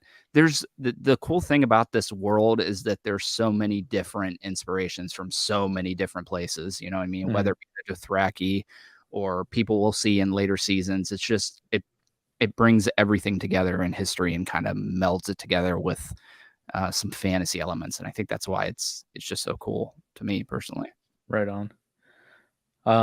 But yeah, so Ned has this conversation with Cersei, and I forget the exact line, but it's so awesome. It's something like, if you play the Game of Thrones, you either win or die, or something like that. So she knows that he knows, and he knows that she knows that he knows. And then, he gets thrown in jail in the dungeon, the crypt, right? Well, so in this, he is plotting an otherwise pretty straightforward and honorable line of succession around all of this, because he's like, I'm hand of the king. What I say goes. I'm basically acting king. So he's like, evidence. I have paper from the king who's dead. I have evidence of what is true. So I'm essentially going to say, hey, Littlefinger, make sure the King's Guard is in line, right? We are going to basically hostile takeover with evidence, right? And what's fair and right and just. But essentially, this is one of the first big missteps of his nobility just shattering in this very grotesque world of just dishonorable and snaky people. So he basically marches into the throne room. Joffrey's on the throne. I'm pretty sure Cersei's there. She is already, instead of in his mind, it's wise, and he even told her this. It's wise for the queen of the dead king, right, and about to be a succession situation. She should just leave. She doesn't carry power. She should just get out of there with her children for their safety. That's not how she thinks. She, at the same time, is asserting her power. The fact that her son will be king, that's just plain as day obvious and duh, right? So he shows up with all his evidence. It doesn't matter. She's already pulled enough strings behind his back in a double twist in terms of he is now the one on the losing side. Then he is thrown in jail. And then Littlefinger betrays him, turns on Ned. They throw him in the crypt. Quick sidebar, though, for a duality here. In the north, Catelyn is on her little quest to hunt down Tyrion. and Oh, she God. captures Tyrion, which that whole situation is just funny because it's Catelyn and Tyrion, almost comical, like, but the way those two characters are set up in this whole estranged arm of the world. Yeah. So they're off in the is that called the Fingers, or No, that's the Eyrie that the they're Eyrie, going to. where her sister, Catelyn's sister, Yeah, resides. Lysa's weird sister and her even weirder son, who's Oh my who's like gosh, 12 dude. years old, breastfeeding still. Yeah. And when he Um, wasn't, he was like trying to. Yeah, Yeah. yeah. He's like, it's such a weird character, man. And the importance of that is that the Lannisters have a Stark imprisoned, right? So they think they have this upper hand. At the Mhm. same time, the Lannisters are horribly embarrassed once again that the Starks, in some ridiculous situation, have a Lannister imprisoned. Right. That just does not look good on the house. Yeah. This is where we're introduced to their father, But the also, big dog Lannister. Yeah. sidebar on the sidebar, which basically is this entire season. Yeah. Very true. It's going to be all the season, so get used to it. To show the character of Tyrion, though, he has a chance to escape the captivity of Cat. On their way back, or no, on their way to visit her Eyrie. sister. Yeah. To see if she can learn more about the note that she received about, the previous hand's death. They're attacked by some, mountain clansmen. And in the chaos, Tyrion definitely could have just ran, right? He could have booked it and just got out of there. But instead, he picks up arms and helps, fend off the mountain people. Actually saving Cat. Yeah, he pretty much saves Cat and goes willingly, right? So like it shows that even though he's kind of a despicable person in his actions, down to his actual character itself, he is kind of an honorable, like, stand-up guy. And that plays back to his his learnedness about the way things are and the way things should be, just for the pure sake that she is a lord's queen, like she's a queen, like she's of noble blood, she is royalty. He by no means should just leave her to die or like undefended. So he understands, like, kind of, because he even has moments with his like siblings and like that, just he's like, that's not how things work.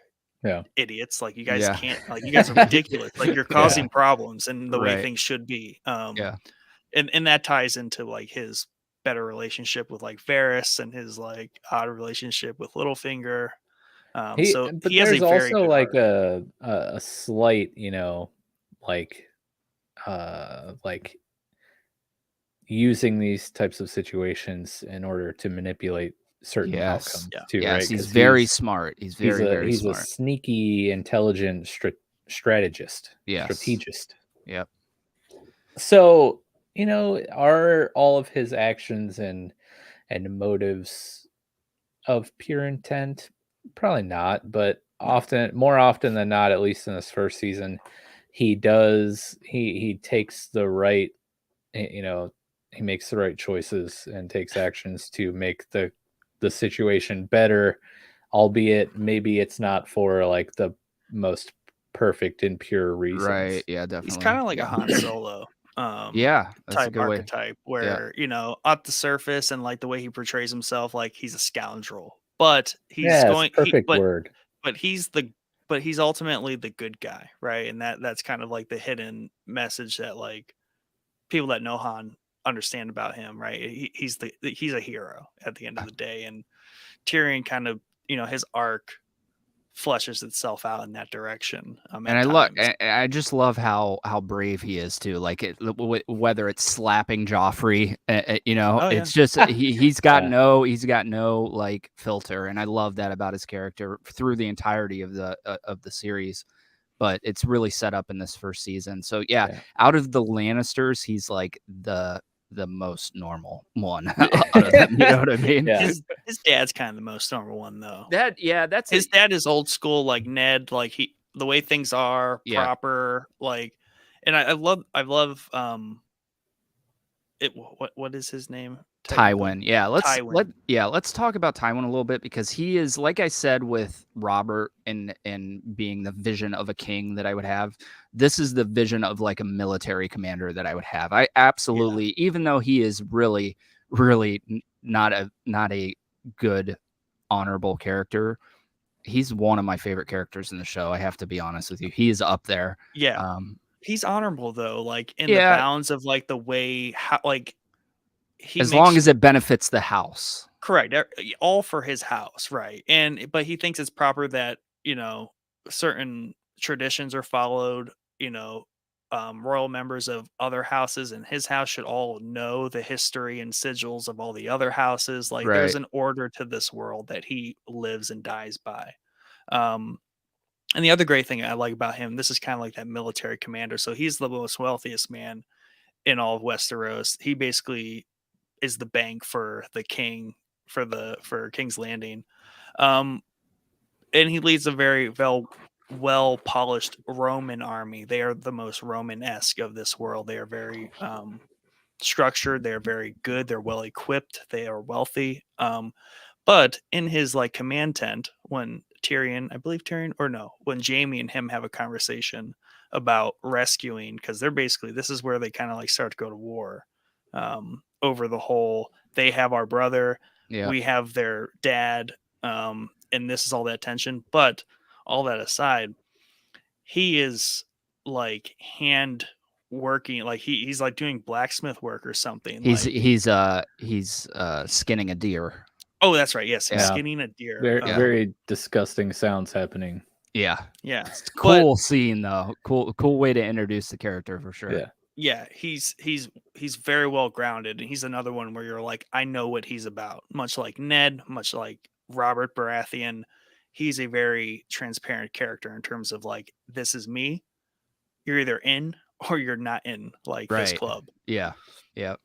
I definitely really enjoy Tywin. I find his treatment of Tyrion a little unbearable at times. But there's just something about him, dude. Like if I'm not watching through the series and I want to watch like some scenes on YouTube or something, I always go for Tywin because he's just got the coolest scenes. It's so well acted. Like that actor is spot on with this character. And I we'll see more of him in the second season. I think that's where it really amps up personally. But great introduction here. And you're right. This is right when the war starts beginning. We're starting to mobilize troops. And let's go to back to Winterfell and talk about Robb, because Robb is also kind of starting to spiral things up here as he realizes that Ned has been arrested and his sisters are still in the capital. And talk to me a little bit about Robb's goings here. Yeah, Robb, and like we mentioned earlier, he's kind of, his mother first is at Bran's bedside, so she's useless. Then she goes off on this quest. She's now completely gone from Winterfell, and there always has to be a Stark in Winterfell, and that is Robb, the eldest son, left there with what is Theon? Theon. I was going to say Tyrion, but yeah. But so Robb and Theon are there holding down the fort. But everyone loves sending little ravens with little messages, right? So we're all kind of passing notes all around the kingdoms. And they get word. The raven usage. What's that? Super cool. Like and I would love to, or whatever. I would always love to read like how that even worked. Like, you know what I mean? Like, how did they know where to fly? Pigeons and ravens. Pigeons and ravens. How many notes were lost? Like, How many times did they have to try? Like, dude, I'm not going back to the cage. I'm out. Like, it's a whole different level of like, especially like how delayed things are. So it's like it takes you 4 months to get anywhere, and you're like, Chad, did you get my message? Yeah, you're like, no, dude. What's up? Oh, my whole family got murdered. Like, I asked for help, but no one came. So now I'm mad at you. I would just love to read like how because I'm sure they had it figured out. Like these pigeons maybe came from Winterfell and then they transferred somewhere, so they know where they're flying. But just got to be such an odd way to communicate. You know what I mean? Well, they get wind of the situation in King's Landing with their father, Ned. Obviously, that's unacceptable, right? And also the Starks are just kind of privy to the fact that there is some shady stuff going on. The Lannisters are just not good people, so we're very at a high tension point between the Lannisters and the Starks, with some important pieces scattered about, right? You have Catelyn and Tyrion off in unknown areas. Ned's imprisoned. Importantly, Sansa and Arya are captive in King's Landing. They are trapped. Yeah. Those ones they're two characters where they're always like, where are they? What's happening to them? We just have to get there and save them, regardless of what's actually happening. But this is where Rob is like really kind of stepping into his own in terms of like, well, if I'm, the last kind of Stark here with the ability to make a move, I need to make a move. So let's kill Tyrion. Let's do something. Let's basically march south. And almost like some people are warning, like that's very rebellious. That's kind of like a rebellion. Like those don't really work, but it did. Well, didn't he want to like kill Tyrion because they had him, and Kat's like, no, we can't do that because your sisters are still there. No, you're thinking of another character later on that gets captured. Tyrion is still in the Eyrie with Kat at this point. Right. Or actually, we might even be past his I feel like escape from that. Did they march? You're thinking of Jaime. You're thinking of Jaime. Yeah. Right. But did they march before they found out Ned was executed? Yes. They were on their way. Yeah, they started down there once they found out that he was arrested. That's the other crazy thing. It's like mid-season when like the war kind of opens up. Yeah. And so like Rob rallies all the houses to him. There's some tension there just because he's a young upstart. Yeah. But he ultimately like earns most everyone's kind of respect. And then he is kind of but in verse of that, the Lannisters are mobilizing. We're not really talking about like the King's army, it's the Lannister army because it's really a family feud. Yes. So they're kind of marching in two directions, one from the south, one from the north, and they're meeting somewhere in the middle.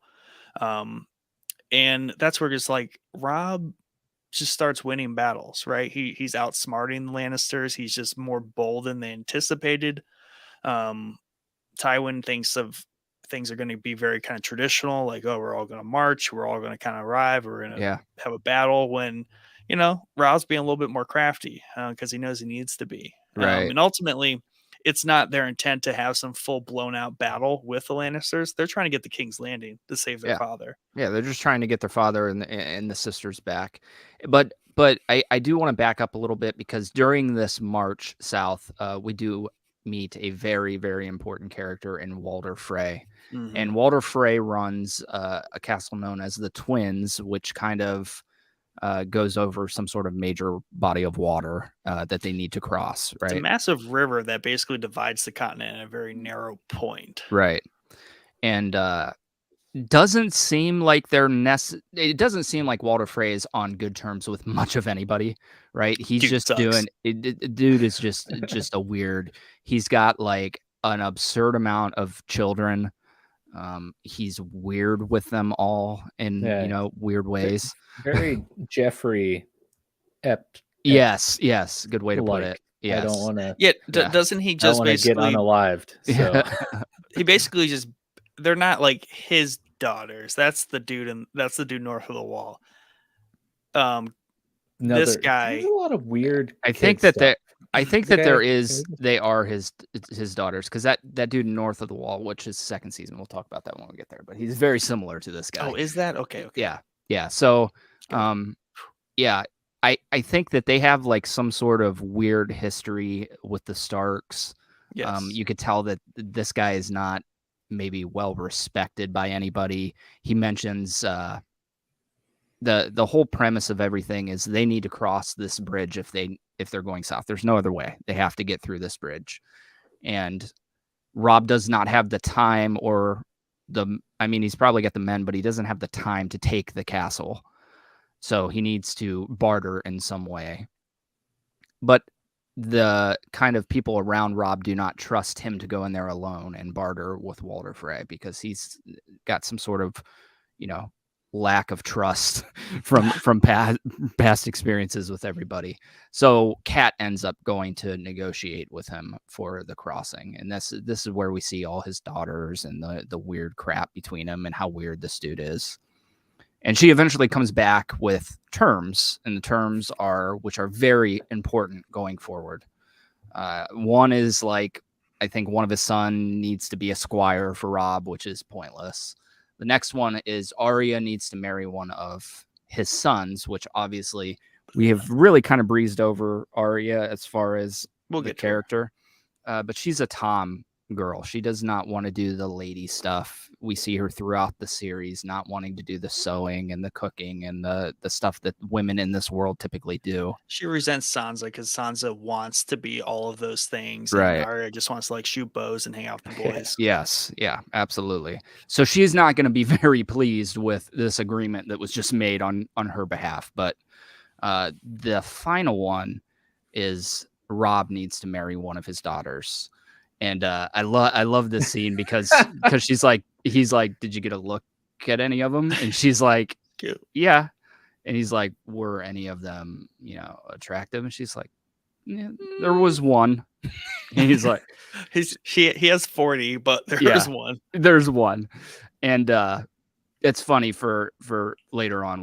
We'll discuss that in later seasons. A hilarious moment. So remember that. Put a old Kinsey pin in that one. But he's like, can we refuse? And she's like, not if you want to pass. And he's like, okay, I accept. And they end up going through there. But I wanted to point that out because that is a very, very important character. Did they get any of his men to march with them in this too, or is it just for passage? Just passage. Yeah, he's a dirtbag. Yeah, he brings up, he's like, Lannisters, Starks, Baratheons, tell me why I should really care about any of you. Yeah, and that's a good point. He's just doing his own thing. He just happens to have the crossing to the river that they need to get over, and that's the unfortunate part of this. But this is a very, very important story moment. So remember this going forward. This is very important. So go ahead, continue. Man, yeah. Rob's basically he's earning stripes out here because he's winning battles. He's outmaneuvering the Lannisters in what they thought the Lannisters they were making, like, finally they thought Rob was making the move to like where they would engage. But they have their forces divided for reasons I don't remember why Jaime was with a separate unit and then from the main force. But regardless, Rob deceived them.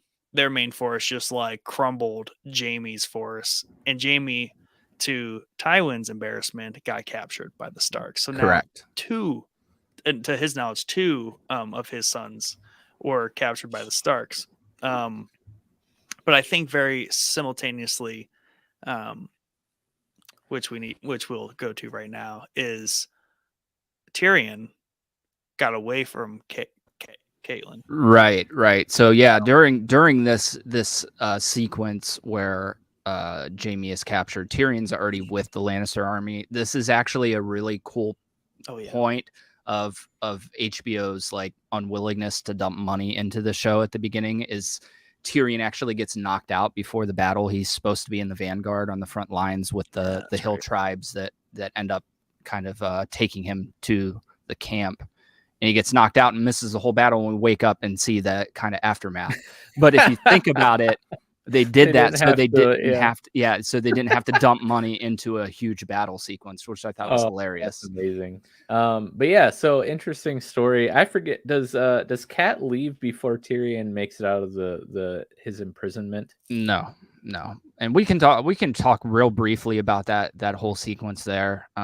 Because really quickly, basically, they put him on trial. they're gonna do it. There's this like fun like sky door with it because it's like the castle is like way up in the sky on a mountain, and basically they can fall to their death. Yeah. So instead of being beheaded, they're tossed they through just- this door if they're found guilty.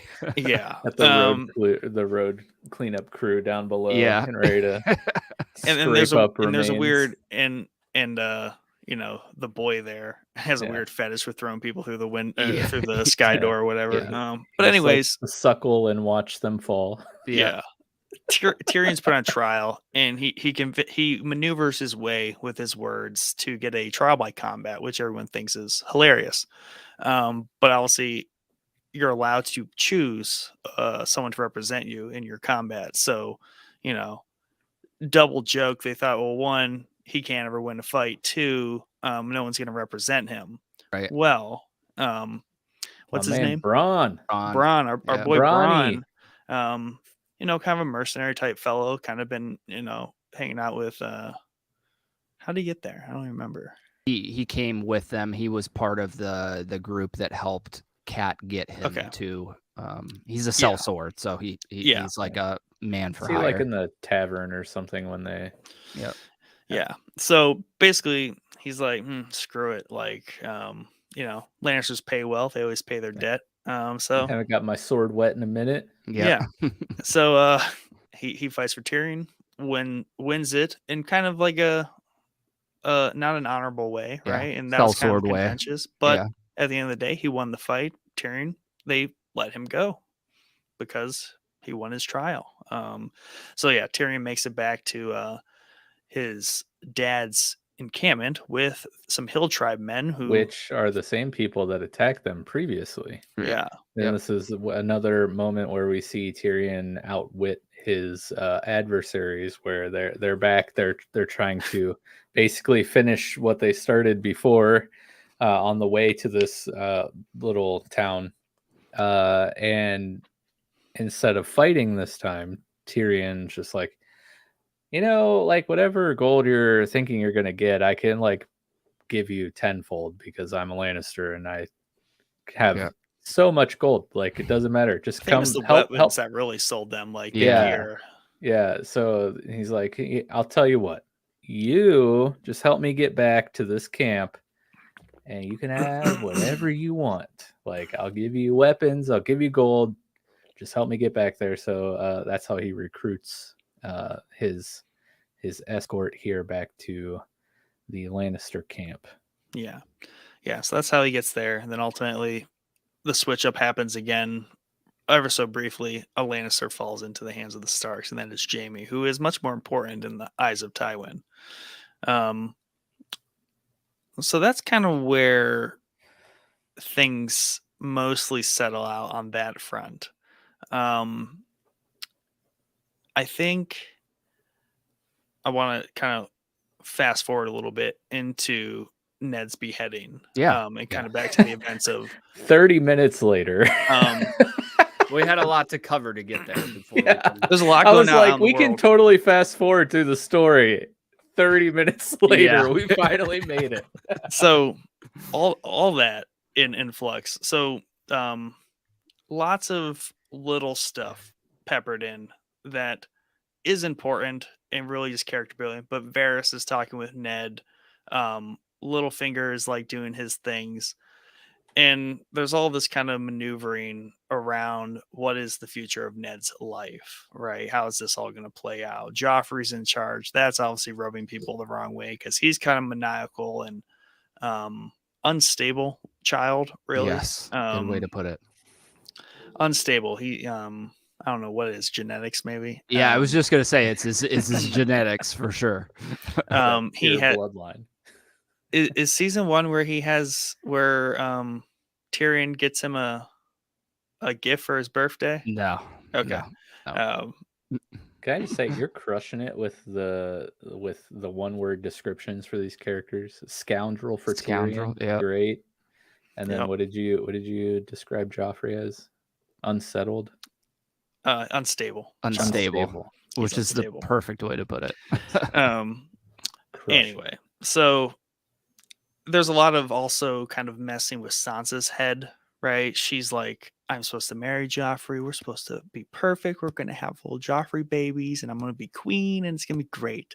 So you have a lot of Cersei kind of coaching Sansa, like just bringing her into this web, Grooming her. That's a Yeah. good word. Yeah. And in the turmoil of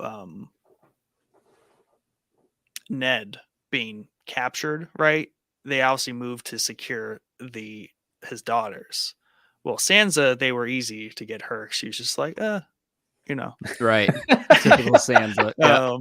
But then there's Arya, who was in sword training. Someone clip that, please. Yeah. She was learning from like this Essos sword master, which is a fun, great bit. Bravos. Yeah. From Bravos. Yeah. I want to talk about him a little bit because I absolutely love this character, dude. Great character. Great freaking character. Ned kind of sets her up with this guy because I think he sees that she's not into the lady stuff. You know what I mean? She wants to. John gave her needle. Yeah. Right. Real And small then- detail. Yeah. She like pull it on Ned as he's like coming into her room or something. He's like, "What the heck?" I think he catches her messing around with it. Yeah. Cool little sword though. I love that little thing. Yeah. And needle, such a cool thing because it's kind of a nod back to how much she hates Sansa. Like she can keep her sewing needles. I got a needle. So, but the whole Bravos-y sword guy is just, I don't know. Did you guys like this character as much as I did? Yeah. Like I right. love this dude, man. It's an art. It's a dance. It's a dance. Yeah. And Well, we doesn't see, she call it dance lessons? yeah, Or dance they lessons. refer to them as dance lessons. Yep. I also like the interaction here when Ned like finds her with needle instead of kind of like scolding her and like taking it away. He's like, well, if you're gonna have a sword, you better learn how to use it, right? Yeah. Like he just kind of embraces it, which is really cool. Yeah, definitely cool. But there's a couple of very important things here, and this is going to lead us really right up to Ned's scene that we're trying to get to here. But she does a lot of training with this guy. There is a scene that's very important where he has her chasing after cats because they're quick and agile, and you got to be fast to catch one. That's the training that she's going through, and she kind of follows one down into the dungeons of King's Landing. And what's down the Red there? Keep specifically. And I can't remember. Did you show there's like a giant dragon skull down there? Yep. That's kind of what she hides in or behind. Right. And during this sequence, and this is a character we didn't really bring up, I don't feel like he's really a necessarily important character to bring up, but his name is Illyrio, and he's kind of the overseer of the Targaryens over in Essos. He's like, is that the pampering merchant them. that like organizes the Drogo wedding thing? Yep. And he is down there with Varys, and they're discussing killing the Hand of the King, which is Ned at this moment, and other stuff about the Targaryens. And you can see that Varys is maybe playing a little heavy into the Targaryen hand, even though he, at the same time during small council meetings, is saying like, let's kill this lady, like let's kill this little girl before she grows up and has a Dothraki horde at her back and crosses the Narrow Sea. He is somewhere in play at maybe bringing her across that Narrow Sea. So I just thought that was kind of a, it's a quick scene too. Like it's very like you could miss it. And that there's a lot of those scenes in the show where if you miss it, you're going to be a little lost on some things and where characters are. So I did want to bring that up because that does kind of start to lead us towards Ned's beheading. Yeah, and that's all the kind of the side plots that are kind of forming around this situation with Ned. And this is why it's just such an important part of the series, and this is kind of all leading to the nail in the coffin for all Ned here. But Arya, she basically escapes. She basically hits the streets and is avoiding the Lannister. She's in hiding. Cersei's not happy that they don't have both of the daughters. So there's just like a lot of pieces out of play, and everyone's trying to get control. I think she might actually escape like through that same alley that she was chasing the cats down to. Yep, she does. And I do want to point out that our little Bravosi is kind of a badass too. Yeah, because he dude. takes down a lot of dudes with a wooden sword. Yeah. And I always, for the longest time, was like, we don't see this dude die. You know what I mean? Like, we don't know really what happens after that scene. I So, assume he died. yeah. I mean, I think it's just so weird because everybody that dies in the show, you see him die. It's just like one of those that sticks out to me. You know what I mean? Yeah. He's gonna come back in season 9. Right? So I think we have all the pieces here to talk about. So now we're right up to the execution, right? The only part worth mentioning is it their uncle? Who's the guy from Night's Watch out collecting troops? Old Benny. No, that's not Ben. Yeah, I can't remember his name. Okay. Anyway, there's a guy from Night's Watch basically collecting. Oh yeah, in King's Landing. Yeah, he's like the recruiter. Collecting criminals, collecting just unwanted folk to bring them back to be part of the Night's Watch. So he's in play, and he was part of the journey with Tyrion and all that jazz. So all these characters kind of like meshing around. But yeah, so we moved to the day of execution. There was a lot of finagling to get Ned into a place where they wanted him. He was very, very persistent that he tell the truth, and he's going to stand by his word. But ultimately, for the sake of just everything as a father, really, that he was going to just go ahead and lie, and say that Joffrey was the rightful king, and whatever he was trying to do was basically treason. And there's this big heavy emphasis from Joffrey that, your father's a traitor and you are daughter of a traitor, Sansa, and you're basically practically like worthless. Which I thought was so weird because there is a scene during this where Cersei sits down with Sansa and tries to get her to pass a note to Robb to keep the king's peace and let everything go kosher. And Cersei is like, Sansa wants to talk to her dad, right? And she's like, I just told you your dad's a traitor. Like, why would you want to? Well, it's her freaking dad. Like, it doesn't matter if he's a traitor. No. Like, it's just a weird world. They're also talking to a person who's sleeping with her brother, so I don't think like familial relationships really click with this. Yeah, kids with them. Yeah, she's got kids with him, right? Like, now, if you wanted to have, no, right. Maybe I'd like to see him. No, yeah. Okay, sorry. Go ahead. I keep interrupting you, Nick. You're good. Trying to tell the story for like. No. I'm trying to tell the song of Fire and Ice, and it's going well. 2 hours in, so it is execution day. Ned does his public hearing. We have a very big mob mentality here, where everyone's just really all the lowlifes in the city are just here to see a beheading. Really, they just want to see something gnarly happen. The same people that watch, head over to World Star. Yeah, there's same group. Got their phones out and they're like, World Star. Yeah, off with his head.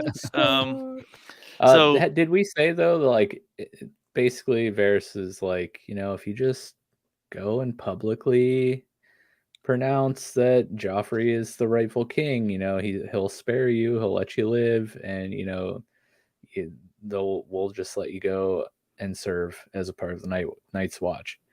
And so yeah, continue. I don't know if we've said that yet, because that kind of explains, along with the fatherly motivations. He's like, well, I guess I can't really be a good dad if I'm dead. So and that's an important thing about Varys. And Varys establishes early on, he alludes to it in season 1, really, but he's out for whatever is best for the realm, right? He's for the realm. And this is also what season 1 does a lot of, is kind of set up what people's underlying motive is, right? For Cersei, it is her children. For Tywin, it is his family crest, basically. His for legacy.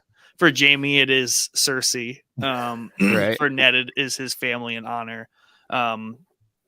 For essentially Joffrey here, it's no one knows. No one knows. Power. It's hungry for power. But Varys here is for the realm, and he was basically trying to coach Ned and just doing whatever the most stable thing is for the realm, because Ned had some very damning claims that just is unstable, uncontrollable by the parties at play here, because right or wrong, that situation is just out of control. And at Right. this point, doesn't do anything for old Ned here just to proclaim on the steps of, King's Landing that Joffrey is a bastard and Cersei and Jaime and blah, blah, blah. So in this scene that Chad loves so much, and it is very well set up, you have Joffrey, Sansa, Cersei, all those folk, the council, they're all standing up on one tier of the steps here. Yep. And then there is Ned here kind of by the beheading area with some guards and stuff around him. And then there's a crowd. And there is the gentleman from the Night's Watch. I'll see it there, kind of seeing what's going on. And then there's Arya, who is kind of in the crowd, climbs up on a statue and is watching this unfold. And I believe during Ned's admittal or lie, right, of what they wanted him to say, he makes eye contact with Arya. And this is very important because I think he regrets it a little bit, because like, if she's at least safe, he feels like he's kind of breaking his honor because she knows it's not true, right? So it's just a very like powerful scene there, because there's just like a lot of mixed emotions, especially from Ned, in terms of, like, you can tell he does not want to do this. And then there's obviously Joffrey, who's like, oh yes, like this is perfect, like you're doing good, my little peasant, like just keep singing your song. Just such a cocky little kid. Like, he gets all happy when he looks at his mom like, oh, Mom, did you hear did what he it, said? Mom? I'm gonna did be it." king. Yeah. Because like the entire time she's totally grooming him into this like ruthless ruler, right? Yeah. And I forget exactly the line, but basically she's like, yeah, the only people that matter are us. Yeah. Like who Anybody cares? that isn't us are our enemies. Yeah, that's it. Yep. Yeah. So I think what I like so much about this scene is the way that they really play with your emotions, because you do have the main character of the show up on this podium. Whether you want to say it or not, he's the main character of the show right now. Mhm. And he admits and lies.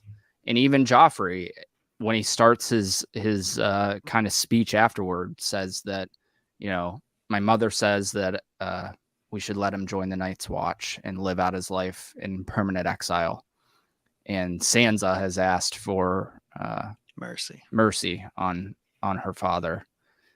And you think like, okay, cool, we're done, we made it. But he flips instantly and says, like something like, they have the soft hearts of women, and as long as I'm your king, treason won't go unpunished. And then that line, that Sir Ilyn, bring me his head line, is just like one of the most chilling things, because even after he says it, you're like, oh dude, like he's still gonna get out of it somehow. There's no way. Like it's the main character. Yeah, the Night's Watch dude's gonna jump up on there. Yeah, something's gonna happen. And well, something happens, all right. Yeah, the whole sequence, the slow-mo of him looking out in the crowd and seeing that Arya is no longer at that statue, so she must have gotten taken by the guy that he kind of sent after her. And the kind of panic between even Cersei is in a panic to try to stop Joffrey. Like, you can tell that this was not her. Varys is like, oh, what? Yeah, they're like all running. Everyone. Yeah, everyone's like, what freaking. is going on? Because Cersei knows, she's like, well, if we kill Ned, everyone knows this. If we kill Ned, like, this Rob is not gonna stop. Like, we are in war officially. Like, there's no working our way out of this. Yeah, absolutely. So I thought that was a really good, important scene, because it shows that Cersei was not even though she pulled a lot of strings leading up to this is not a string that she was trying to pull to get Ned killed, right? Well, even Joffrey, like, he's super misogynistic and abusive to his mother, even at times. Oh, yeah. And just because there's just no balance with him. Right. He gets on a little tick. Yep. Definition of spoiled brat. It's beyond. Right. So yeah, that kind of, I mean, I think that mostly wraps the Westeros action here, and that's the crazy thing is like that was kind of the finale of the season for those story arcs, and right, and that's kind of where the state of Westeros is. And outside of a few random like tidbits, I believe the 10th episode primarily focuses itself on Daenerys and Essos, Yep. who for the past several episodes have been either limitedly shown or not shown at all, which will tend to happen from season to season where Yeah, definitely. we will hit stretches of certain characters, certain arcs not being touched. And as the seasons go on, especially this 2 forward, I really don't like the episodes where I don't see any Daenerys and the Essos activity. Yeah. Unfortunately, but they will happen. But we get a kind of cap to the season here, following up on that, because obviously we're like, yeah, Sean Bean lives. He has to make it to the season finale, like blah, blah, blah. He's the main character. No, he dies. Right. Episode Yeah. 9, not even the end yet. Yeah, right.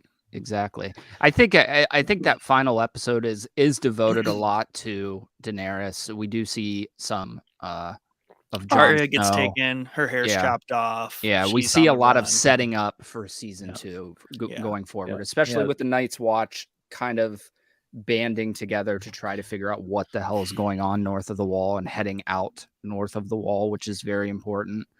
And we can touch on that like really quickly. Yeah, I mean, there's not really too much to touch on there that I feel is super important. I do want to touch on that the Lord Commander of the Night's Watch is Jorah's father. I Because thought the name sounded Mormonts. familiar. Yep, Mormonts. And because his son kind of screwed up and got caught and exiled, the sword, which is I feel is very important to talk about, the sword that has been in the Mormont family for decades, which is Valyrian steel, which is something that we'll learn about in future season, what Valyrian steel is and what it means. As the dagger Same as the dagger. But that is passed on to Jon Snow as a kind of thank you for saving him from that zombie that we talked about earlier. So I Jon's do being want groomed to be Yeah. Lord Commander as well. Yes, which is that also sword wouldn't happen to be like right behind you, would it? yeah, it definitely is. Wow. And you that's have the sword. actual Valyrian steel version Yeah, Jon Snow then passed it down to me. young Yeah. Chadwick III. I bought it at like a auction, or the like antique auctions. Yeah, Jon Snow's actually hit pretty rough times. Yeah. He's like, Harrington. yo, eggs are $3 a carton, bro. I'm gonna Yeah, have to right? Get rid of this Valyrian steel sword. But I do want to point that out because we're gonna start to see a lot of Valyrian steel swords, and they're very important to the lore. They're very important to the history, and they're very important moving forward. And this sword is particularly important. Yeah. So that outside of White Walker comes alive. Yeah. And that almost kills like the Lord Commander. Jon saves him. Yeah. And basically the Night's Watch, the only people in the entire of Westeros and the whole world are onto the fact that White Walkers are a thing that people legit, should baby. be concerned about. Yes. But they are on their own in this adventure and quest. Basically they need evidence, and so they set out to kind of see what really is going on north of the wall, because that ain't normal. Yeah. This ain't normal. And that's really, there's a little snippets of Jon Snow kind of regretting going to the Night's Watch, especially when Robb goes to war. We kind of breezed over, but I think we're going to be really heavy on Jon Snow in future seasons. Yeah. So, I don't know that it's, go for it. Quick bit. So Jon Snow gets the letter, the Raven letter, that what's going on with the rest of his family. So he almost defects, but his boys bring him back. Old He gets learned. Samwise. Yeah, old Samwise Gamgee's in the house. He gets there's a cool tidbit dropped on who are the dudes that wear the shackles. They are the Maesters. The Maesters. So the Maester of the Night's Watch castle there, he is a Targaryen, who was the brother of the Mad King. Correct. And to basically kind of save his own skin, like Robert Baratheon sent him into exile to be part of the Night's Watch. So this is a fun thing too, just like Lord Commander Mormont's dad. that is where I was talking about earlier, that the Night's Watch is just full of these very high profile, honorable characters. And that's where Jon Snow starts to understand that the Night's Watch is not this punishment, but it is very much this like duty above all things else. Right. And the Maesters they're like the academics of the world. There's Thank you. one I in was every literally about to ask like what they're role like that.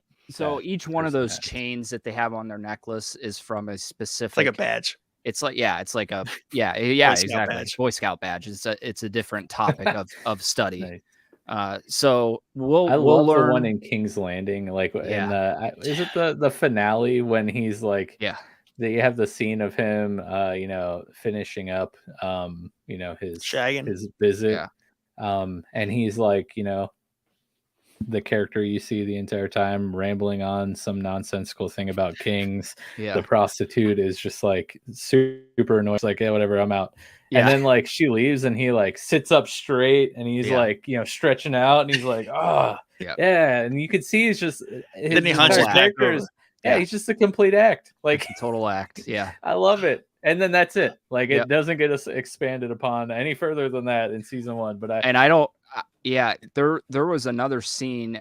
I think they were maybe between scenes on how to show that, because there was a scene with Tywin as well where he kind of confronts him about being fake and stop punching over that stuff, and that was like a cut scene.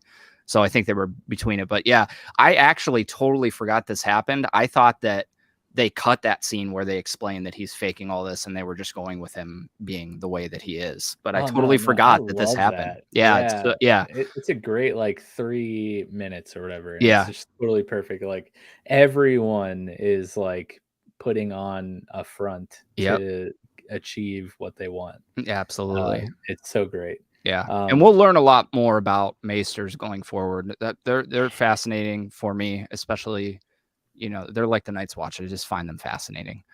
I do want to point out, as you're watching through these seasons, each of the Blu-rays have a histories and lore thing on them. You can find them on YouTube as well. They're season devoted to each season. So if you find season 1, I would not watch anything further outside of what we're watching. So when you finish season 1, you can go watch the histories and lore from season 1, but they're animated. They're really cool. Wow. They talk about history. They talk about all these different things. Huge. Yes, lore. But they're very fascinating. They're all voiced by characters from the show. Ah, nice. So they're very, very cool. If you're looking to dive really into this world, they're well worth the watch. They're only like 40 minutes a piece. Dang, I kind of want to buy the Blu-ray set just to have it. That's why I have like the whole season 1 over here. Oh yeah, bro. You can just have it. Yeah. Just take it. It's not mine. Yeah. But they're very good. You can find them all on YouTube. They're well worth the watch. None of them are very long, and they're all they're Is like it just 1 per season or no? Yeah, there's one history and lore thing, but in that history and lore video for the season, there's like 3 to 5 minute segments covering different things throughout the world, whether it be Robert's Rebellion or this or that or the Maesters or the White Walkers. Watch that until you're done with the season. I would wait absolutely to watch it until you're done with the season, and do not watch forward by any stretch of the imagination. So right on. Yeah, definitely check. Oh no, my light went out. Bro. That's my my timer for it's getting long. But no, it's great. We're only at 2:18. We still got a ways to go. No, I'm right here right now. We're talking about the Night's Watch. We're talking about Jon Snow. One thing that I wanted to talk a little bit about that was glossed over, much like, there's so much going on here, so it's easy to gloss over stuff. But I particularly like the parallels between Jon Snow and Tyrion Lannister in those respective families, because they very much fill the same role in each family. They're both the outcast, unwanted, so to speak, child of each family. And the trip to the Wall, where Tyrion, goes with Jon Snow and Benny up to the Night's Watch when Jon leaves. They relate a lot to each other, and there's a lot of Tyrion kind of like in a roundabout way, like mentoring / teaching Jon like how the world really is and the outlook he should have on his life, because they're one and the same essentially. But like, I would love to hear your guys' thoughts about those scenes in particular, but really like those interactions between those characters.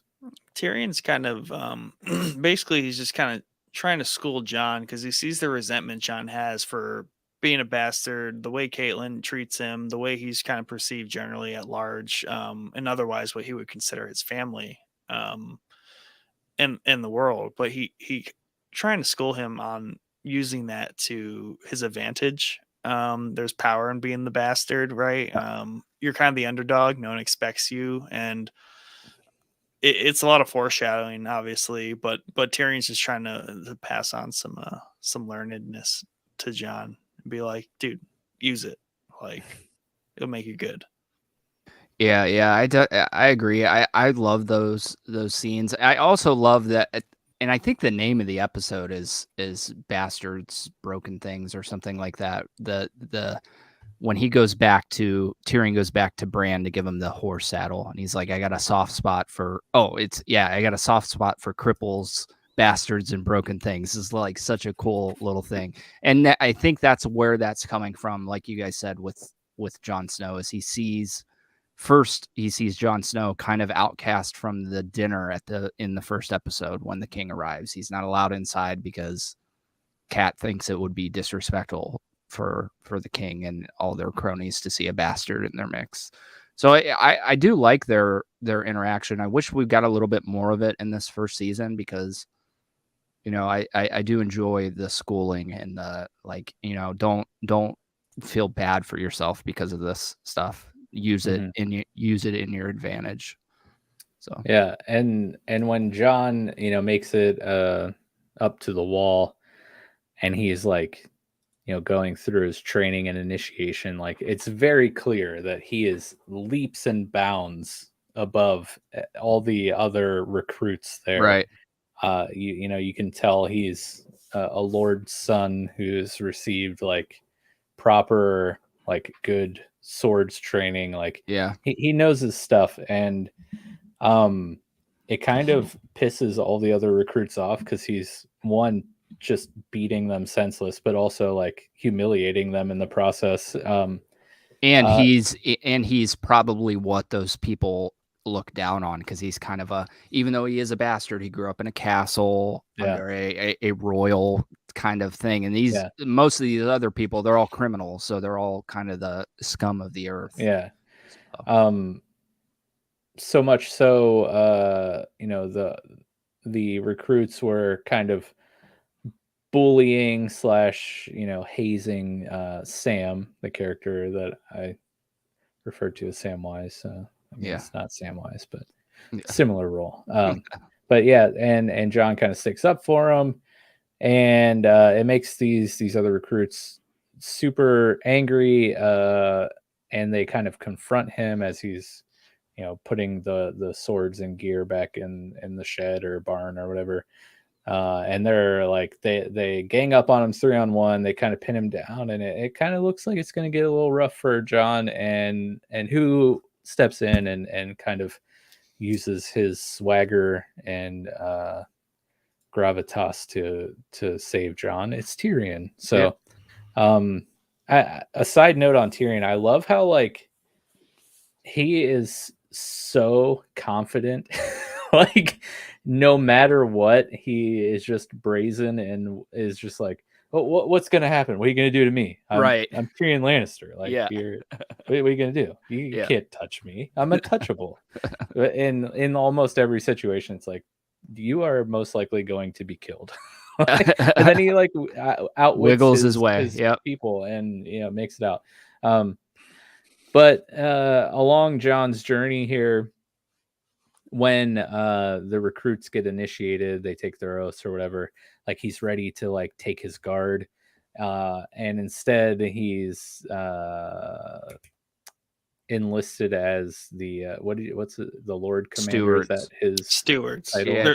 Rangers, stewards, and but who's the Rangers guy that's in charge? Yeah, like, that's the Lord Commander. Is that He's the Lord the Commander, leaders. Yeah, he's enlisted as the Lord Commander's steward.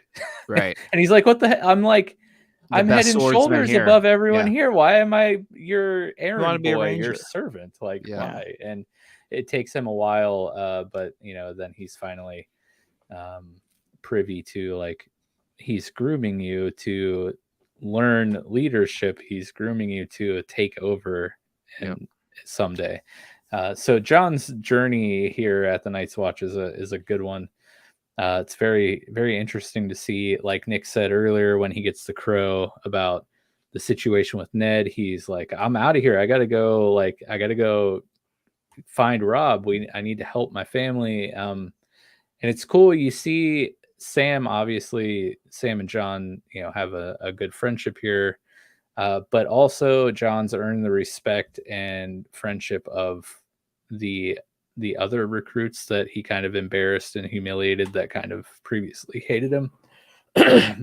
They all, ride out and stop John from abandoning post, because we learned. Sorry, I'm getting that random dry spot in my throat. Yeah. It's been a while. It's destined to come back. Yeah. We learned what happens to deserters in episode 1, and they clearly don't want to see. We can't have too many Starks losing their heads in the first season. So Right. True. they're like, "Hey, remember the oath. You got to come back." And he finally comes back. We find out that the Lord Commander is like, "Yeah, I mean, who doesn't try to leave at some point? Yeah, like, right. if we labeled everyone who's taken a night stroll a deserter, we would have nobody here." Yep. And basically he's like, "Yeah, that's rough what's going on, but what's happening here and now is bigger than you and your situation. Like, this, what's happening here can, like, lead to the destruction of the entire realm and everybody. So Right. like, this is where you need to be. This is what's important." And John comes to the conclusion, Finally clicks and for him, in agreement, and he's like, "You're right." And then that, why do they go out the first time when we meet the creepy dude in the woods with all of his wives? Because that happens in the no, that happens in the first season. They go out because they go there to, like, I think they go there to get supplies or something, and the whole time they're there, like, the commander dude's like, "Do not talk to any of." No, that's season 2 for sure. It can't be, because I saw it happen and I've only seen season 1. I You've seen guarantee season it. 2. Yeah, you've had to have. Yeah, you've had to have. Yeah, It must have been when I had access to HBO Max, because definitely I was going to say, you were, so to be clear, you watched season 1, so you probably watched at least okay. the Yeah. episode That makes of sense season then. 2. That's early when in you guys season said that, 2. I was like, I'm pretty sure that happens in season 1, guys. Yeah, it's definitely that's Anyways, where they're okay, heading. Yeah. Skip that. So the last we see the Night's Watch, they open the gates and they're setting out, because they're going to try to discover what's really happening out there beyond the wall. They have 2 purposes, and then we can move on to the Dothraki and the kind of end here. But there are 2 purposes: to figure out what's going on with the White Walkers, and to find Benjen, who is Ned Stark's brother we talked about earlier, who has gone missing. Yeah, his horse came back. He's gone. Yeah. So that's important for later. But remember that he's missing, and that's why they're going out there. Old Benny. Yeah, and before we do a quick turn back to kind of like Essos, some notable events for the last episode here. So the North, after Ned's beheading in episode 9, big things that happen in episode 10. The North secedes, and they announce Rob as King of the North. Right, so he's King of the North. So King of the North. That is a big deal. Finally, that's the moment that made me think Theon's not a turd. And he's like, right, we're brothers. Now your brother, right? now Never and and always. Yeah. The Lannisters make some strategic moves to kind of solidify their power. Tywin obviously having to deal with the war and the Starks and Rob. He has Tyrion go be Hand of the King, and basically he gives him power to be overseeing Joffrey, because he's like, one, he's like, Cersei, like she's got her own issues, and then 2, Joffrey just like can't be it. Like Tyrion. This is one of the times too when Tywin's like, Tyrion, you don't suck. Like you're smart. Yeah. Like you are my son at the end of the day, and you are a Lannister, and you're gonna go do this thing because the family needs you to put some sort of order in that place. Because Tywin was not happy that Joffrey beheaded Ned Stark, because he's like, great, that's a really big problem I have to still deal with. I need to get Jaime back. Damn it! Like these are problems. The scene there where Tyrion, where they're talking about that, and he just like throws his glass on the ground. He's like, it's like, you got a better chance of getting peace than you do trying to drink anything out of that cup anymore. Yeah. I love that sequence, and I love too, because this is the first time that it's not a complete ass to Tyrion, where he tells everybody to leave the camp. He's irritated, but he tells Tyrion to stay, and I like that a lot. And that's where he's like, well, why are you having me do this? Like, why not Jaime or whatever? I don't think he realizes Jaime's been caught yet, or maybe he does. I don't know. No, he says, why not Uncle? Uncle, whatever his uncle, Kevin, or something like that. You're my son. Yeah, and then you could just see like Tyrion just be like, oh, finally, finally. Finally. But anyways, those are pretty notable events.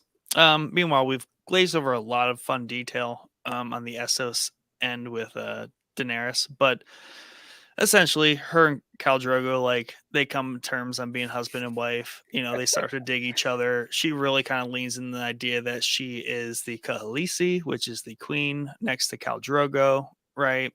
So, you know, essentially her brother's trying to be like, yo, we got to go to Westeros and kick some ass. And Drogo's like, bro, we are going to go on vacation back in like the Dothraki, like, we got to go honeymoon first. And we're chilling. Like, we're having a good time. We'll get around to it. We'll get around but to hey, it, dude.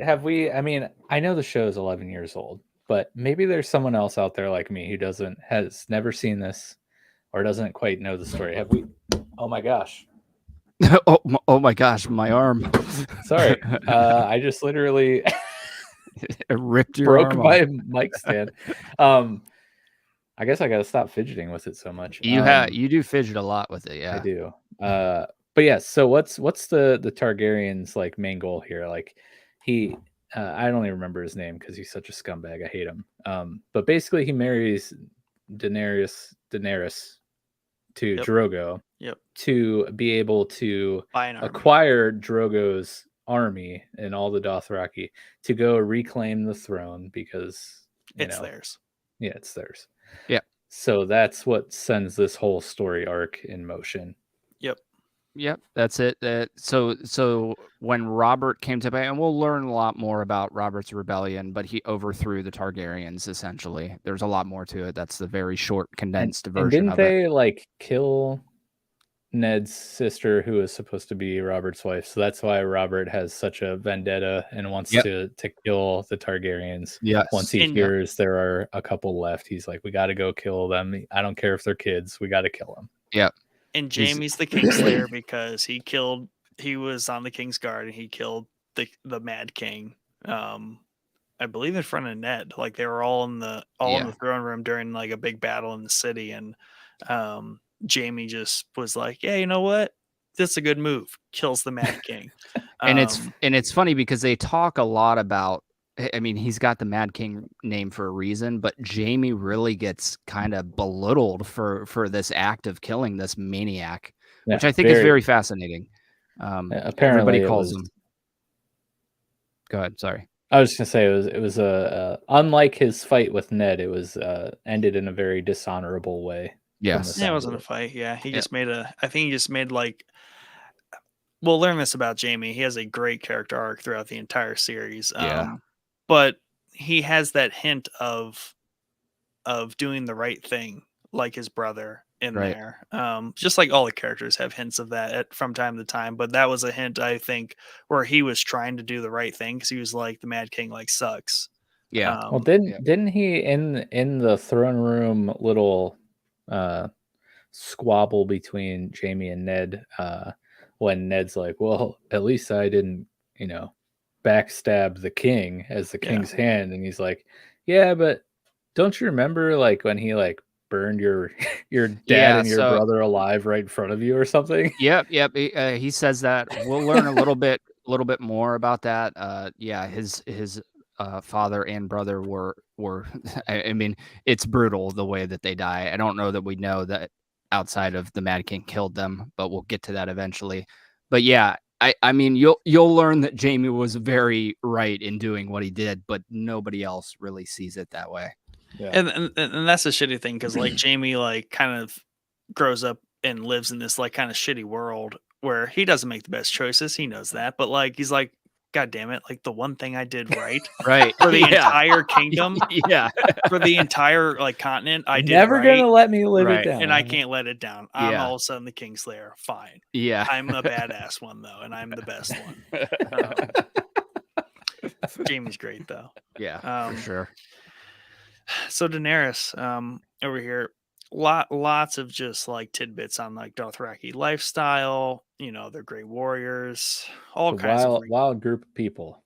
Wild group people, tons of detail, right? All through like the journeys over there in Essos, and we really do get a lot of Essos in passing. It's just so big. That's why it always feels like there just isn't ever enough of Essos explored. Yeah. But we do get quite a bit.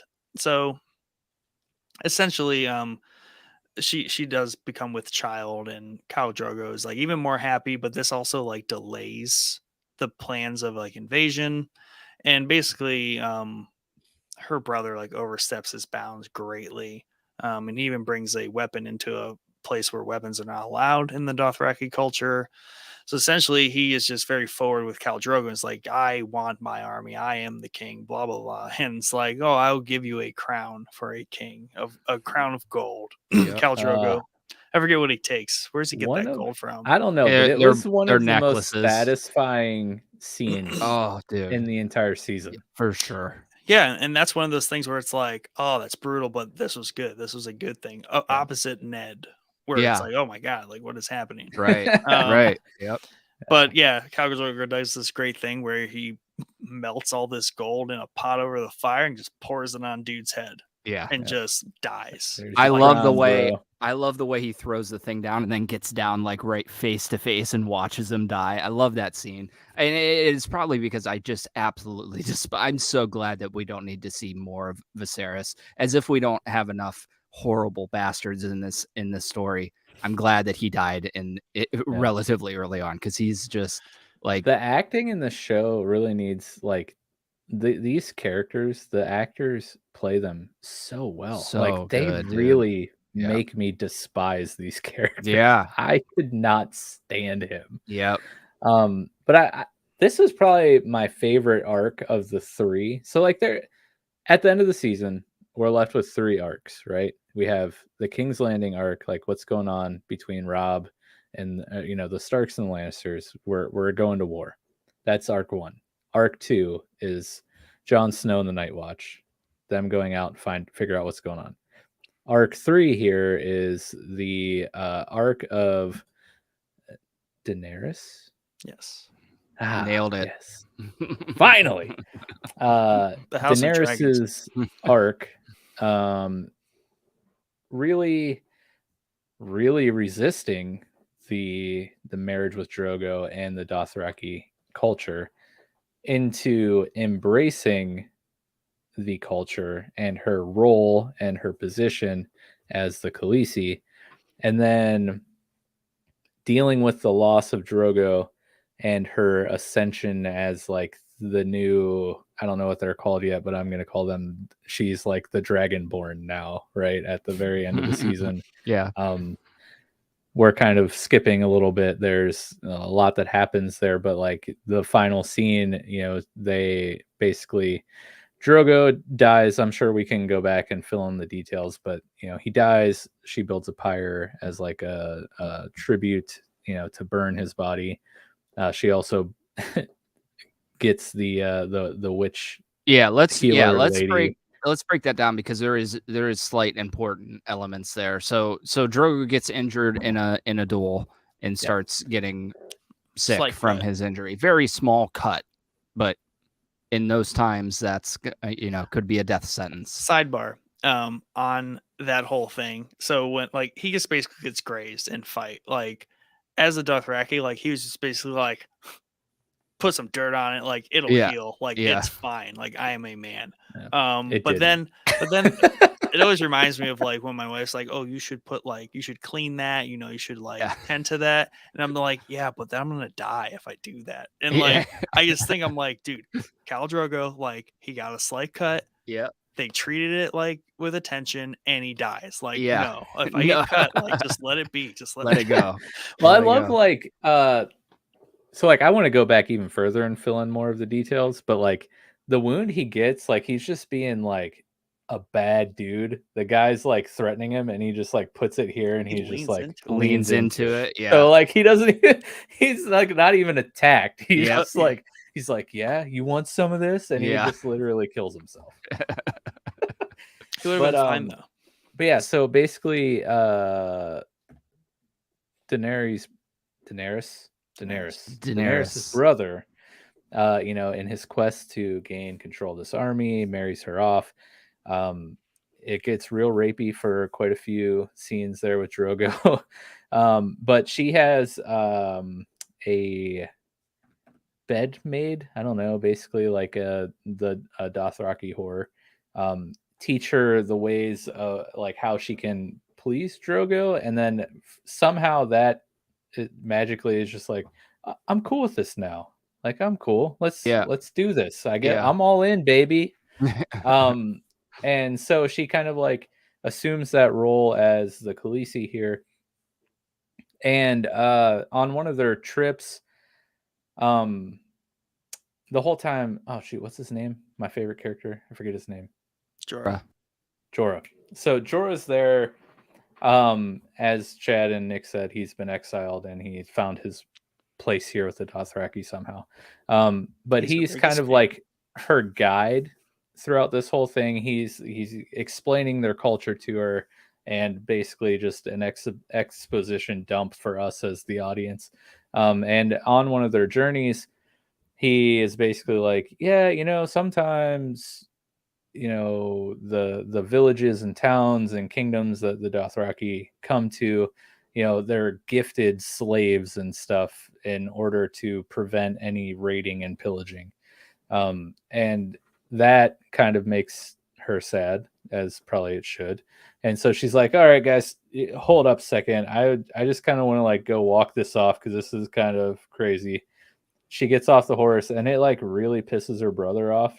He's like, whoa, hey, wait a second. I'm the king here. I give the orders. And he like goes crazy. He's like yelling at her, and like the Dothraki are like, whoa, what are you doing, dude? Like, this is our queen. Like, you chill, bro. Yeah, you can't talk to her like that. And so like you can see her like gaining the respect and the love and adoration of these people, her newfound people, right? And at this point, you can see the whole time that she like really hates her brother, but now she's like, yes, I do hate you, and there's nothing you can do about it now, unlike before, which is cool. But fast forward or rewind, I guess, one of the presents that she received as a wedding gift were these 3 dragon eggs. Do we know where they came from and like what they're still doing around? So it was Illyrio, and those dragon eggs have been fossilized, so they're not actually active dragon eggs. They've been fossilized due to time. I don't think they ever explain where he gets them. They do explain that they are worth a colossal amount of money multiple times throughout the storyline. But they're fossilized. They're just like keepsakes. Yeah, they're just like, hey, check this out. These are pretty cool. Here you go. And throughout the scenes here with Daenerys, you kind of get hints that she's like impervious to heat. Like in the first scene we're introduced to her, she gets in like the bath or whatever, and one of the servants is like, well, what are you doing? That's like, it's way too hot, man. You're gonna burn yourself. And she just like walks in, unfazed. But essentially her brother is still super pissed the whole time, and he goes to like, doesn't he go to like take the eggs and sell them? And He's like, I'm gonna buy my own stuff. yeah, and she's like, no, dude, and like finally like stands up to him and kind of smacks him, and it sends him off. I'm trying to fast forward as much as I can without skipping too much, but not spending too much time on things. See, because my Second light. They want it to be over. They're dipping. They're like, I'm going to sleep, bro. Yeah. So all this is happening. Meanwhile, Jorah is kind of a spy to the crown, and very important. Yeah. Because he wants to receive a pardon. Right. Because he's like, hey, I kind of want to not be in exile anymore. Yeah. So he is feeding the crown information, and one thing he tells them is that the Targaryen girl is with child now, and that like really makes Robert angry and wants him to really fast forward this. Let's kill the last few Targaryens. Yeah. So he sends some mercenaries out there, one of which we see tries to get Daenerys.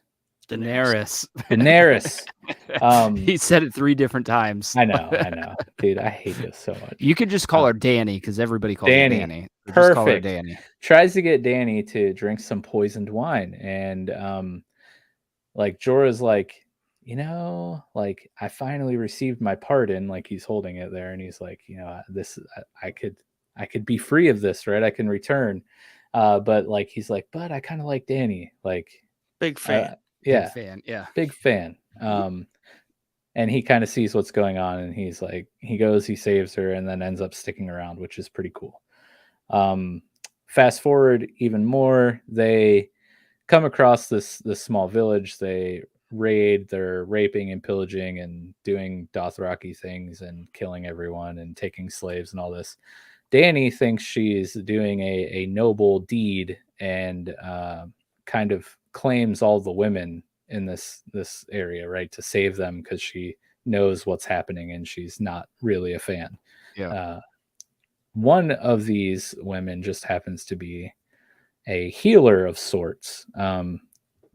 Fast forward even more, is this after the Golden Crown scene when Drogo gets in his fight? So the Golden Crown scene comes about because right after that he announces the whole like we're gonna go do this thing and conquer Westeros. But what really sets Drogo off is he has his sword in there, and he like threatens Dany, and he's like, what are you gonna do, like and Drogo's like, well, I'll show you what I'm gonna do. I'm gonna dump I'm gonna snap your arm, molten metal on your face, and watch you die. So that happens. We're all satisfied. And what causes the rift here between Drogo and his people, his person? Because what causes this fight? I forget. Because it was not proper for Dany to claim those women. Those were their spoils. That's right. Yeah, and she is also a witch, essentially, that they do not trust, right? So they think that, and she is. We'll see that she is maybe not so trustworthy. So yeah, that it's like a forbidden thing that they're even discussing healing him with this witch. And we can get into that scene if that's where you're heading. Yeah. So Drogo gets in a fight with this dude. He sustains a wound. He kills the other guy. But this wound is tended to by this witch, and things kind of go south. So the floor is yours, Chad. Yeah. So Drogo is healed seemingly, but starts to get sick, and he's clearly not doing very well as he falls off his horse, and they kind of stop everything. And Dany is like in a panic. Not the cow if you fall off your horse. Not the cow if you fall off your horse, right? And Dany is kind of in a panic to save him, because I think she realizes, and I think Jorah explains, like, if he dies, like, you're nothing here. You're nothing here. Yeah. So especially with all of the drama she just caused. Like, she is not not she's not in good standings here with these people. So she makes a deal with this witch to, and this is cool because this is the first kind of time that we see blood magic in the show. And it's a cool scene. I'll admit it can stick out a little bit because this is the first time we're seeing magic, right? But anyway, Drogo's essentially dying, if not on his last breath, and she makes a deal with the witch to bring him back. Life for life. Life for life. And where she bring a horse for no reason. You're right. Yeah. So they bring this horse into the tent with Drogo. Is it his horse? I'm not sure if they even think say it is. It might be. But I think you're assuming that's the life for life thing there, right? Yeah. Mm-hmm. And she tells Danny, like, hey, you got to get out of here. Nobody can come into this tent while I'm doing this. So she walks out. As she's like cutting the horse, she gets splattered with blood, and she's like, just bring him back to me, traumatized from what she just saw. And she walks out. And Jorah at this point is like, here, he's dead. Like, we need to leave, like, now. And she's like, no, I'm Khaleesi. I'm staying here. And he's like, here, they're going to start fighting after he's dead to see who the next Khal is. Like, you have no place here. We need to leave. So as she comes out of the tent, he's like, what? We could have been 10 miles away from here by now. What are you doing? She's like, I have to save him. And you hear like really wicked monster noises coming out of the tent, right? And I can't remember. I think it's the Blood Rider, his like second in command, that comes flying in and wants to stop everything. And Jorah ends up fighting him and killing him. But in the process, but in the process, he knocks Danny down and she starts going into labor. And nobody really at this point wants anything to do with Danny because they're watching all this crazy shit. So the nurses are like, yeah, here, we're not delivering your baby. Like, you're cursed. We're not doing it. Yeah. So Jorah makes the fateful mistake of walking her into the tent because one of the guys says, like, the witch can deliver a baby. I heard her say so. So he walks her in there, and we kind of flash forward to afterwards. She is bedridden and learns that the baby did not survive. And the witch comes in and tells her, like, the baby had like scales and wings like a bat, and it was blind, and I touched its skin and its skin fell off its body, and yada yada yada, like gray worms or something. Right, like full that. Of gray worms. And Danny's like, okay, well, show me, where's Drogo? Show me what I paid for with my yeah, I like how life. she's just like glosses completely over that. Yeah, yeah. Like, you just gave birth to like a demon spawn. Yeah. Totally normal. Who cares? Totally fine. Who cares? Where's Drogo? Where's Drogo? And we see Drogo, and they have him like away from the camp in like a cliff of some sort, and he is just a total vegetable. He's alive. The witch did what she said she was going to do, but he's not alive. He's a vegetable. And she's like, this isn't life. Danny's like, this isn't life. How, like, when's he going to be back to normal? And she's like, when all this crazy crap happens, it's never going to happen. It's essentially what she says. Yeah. And like basically when the sun rises from the opposite horizon. Yeah. Like, blah, blah, blah. The leaves blow or mountains. Fly, yeah. Yeah. So, this obviously pisses Danny off. So I think they take her into custody, the witch. And we can fast forward a little bit. She ends up suffocating Drogo, right? Putting him out of his misery. And this is a cool moment because even though she really means nothing to these people anymore, she's still hanging in there, and she's still like, she's taking command now. Like she's and like, it's worth noting, like, most of the Dothraki have just left, and there are some that have kind of stayed. Yep. For reasons, maybe they're somewhat loyal to Khaleesi, maybe they want to honor Drogo. Yeah. I don't know, but there's a remnants of the tribe there with her. Yeah. And as she's giving her speech, she builds the funeral pyre, like you said. And as she's giving the speech, you can see like people are leaving. Like she's like, here, you guys can stay, but you're going to stay as brothers and sisters and not slaves. And we're going to do this together. And people are leaving. And I love that the witch gives like a smirk, like, yeah, stupid bitch. I told you these people weren't going to stay. And it totally irritates Dany where she's like, okay, just put her on. Put her over there. We'll throw her on Just too. throw her Why not? on there. You know, hey.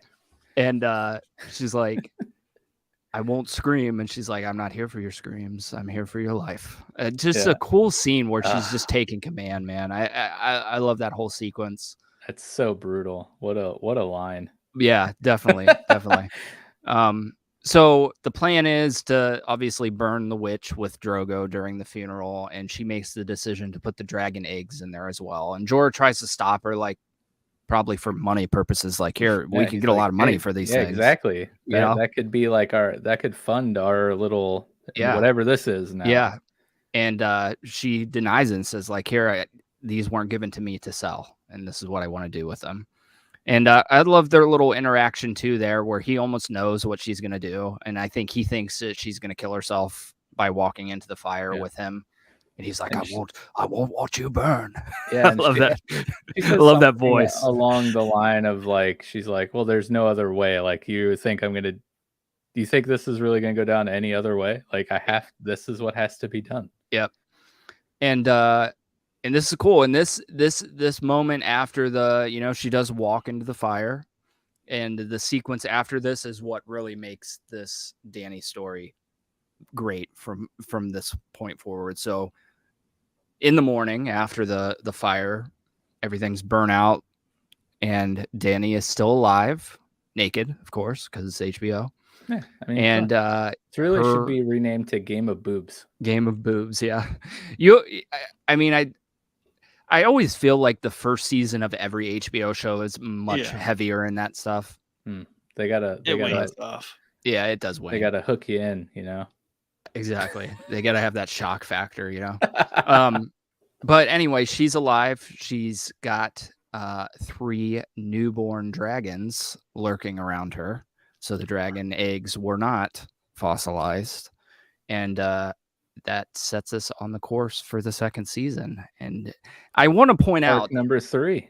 I want to point out that this is like, obviously this is huge to have dragons. It's like having a freaking F-16 in medieval times, right? Yeah. But she's got 3 of them, which is, just babies. So F-16 in medieval. It's really what it is. I mean, that's what it is. So, I mean, she went from like, you have no chance whatsoever. You're against just anybody. A tool in the larger scheme. Yeah, you got no chance. Half your army left. Drogo's, the Dothraki are not on your side anymore, most of them. And then she comes out with 3 fighter jets. Well, and even before then, she was just a pawn in the grand scheme. She was just really a means to an end for her brother's rule, right? Absolutely. And now she is firmly in charge. She is now the raid boss. Oh man, but yeah, the Dothraki story arc is probably my favorite, just because the growth that you see Dany go through, and like I just love Jorah, like, and he's just like, I want to watch you burn. He's like, right? I can get down with this. We got dragons now, like. Yeah, it's gonna get good for me, man. He amongst other people, she kind of has this Jesus effect where, like, they are seeing like miracle before their eyes. Like, one, she's a great person, leader, right, on the surface, and she's just performing miracles now. Like, she goes in the fire, she emerges. It's kind of like walking on water thing, and like she turned these eggs, which are water creatures now, to wine, which is dragon. Right. So she has that kind of effect and story early on, and that's kind of where her following starts to. They're like, whoa, this is some intense stuff. And Jorah, all his reasons aside, he's like, the reason he always states is, she's a leader I can believe in. That's like kind of his like public spoken word. But it's like, come on, bro, you got a major crush on her, and she has dragons, so. For sure. Yeah. Yeah. So season 1 is now over, and we're left with these 3 story arcs: the Lannister Stark War, the Night Watch expedition, and now Dany's rise as the new Dragonborn. And what is this fourth arc you speak of, sir? Well, it was one of your questions you never asked. Oh yes, the three-eyed crow that old Red Raven. Brand's chilling with. Yeah. So I mean that I'll just say that is a story arc. But I'm not gonna say anything about it. Yeah. You'll see in season 2, bro. It is a thing that happens. Yep. It is it is just a little inkling of an arc taking form. Nice. But obviously a whole cast of characters around him, and really overshadowed in this first season by these main 3 arcs that are just massive. Yeah, and I'm sure we probably left a lot of things out to you Game of Thrones veterans, but this is one episode covering an entire season of a very, very convoluted show. Very dense.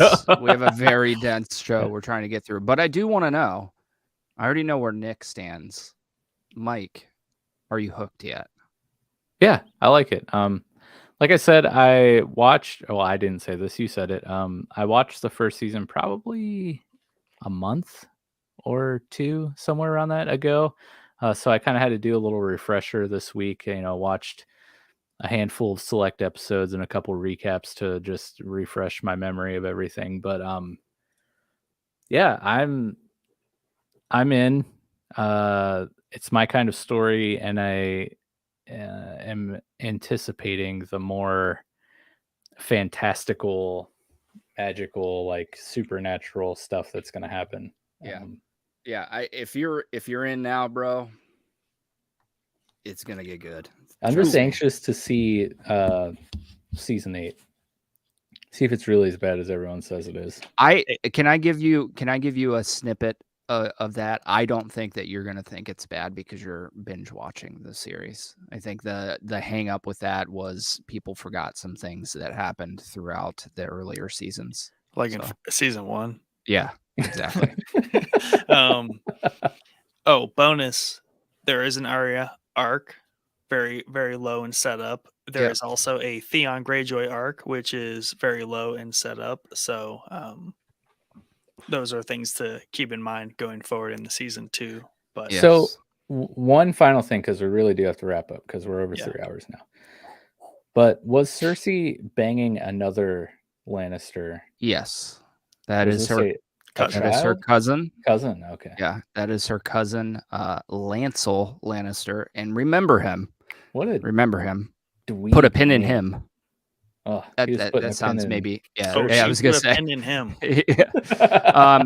But it's also worth noting that he is the squire that was feeding the wine to Robert during that. So probably intoxicated him so much that he had a hunting accident. Yep. Oopsie. I'm no fool. But yes, we do have one answer the boys reply. Of course, Chad wanted to know what you guys thought, what you're looking forward to, and some of your favorite characters, etc., etc.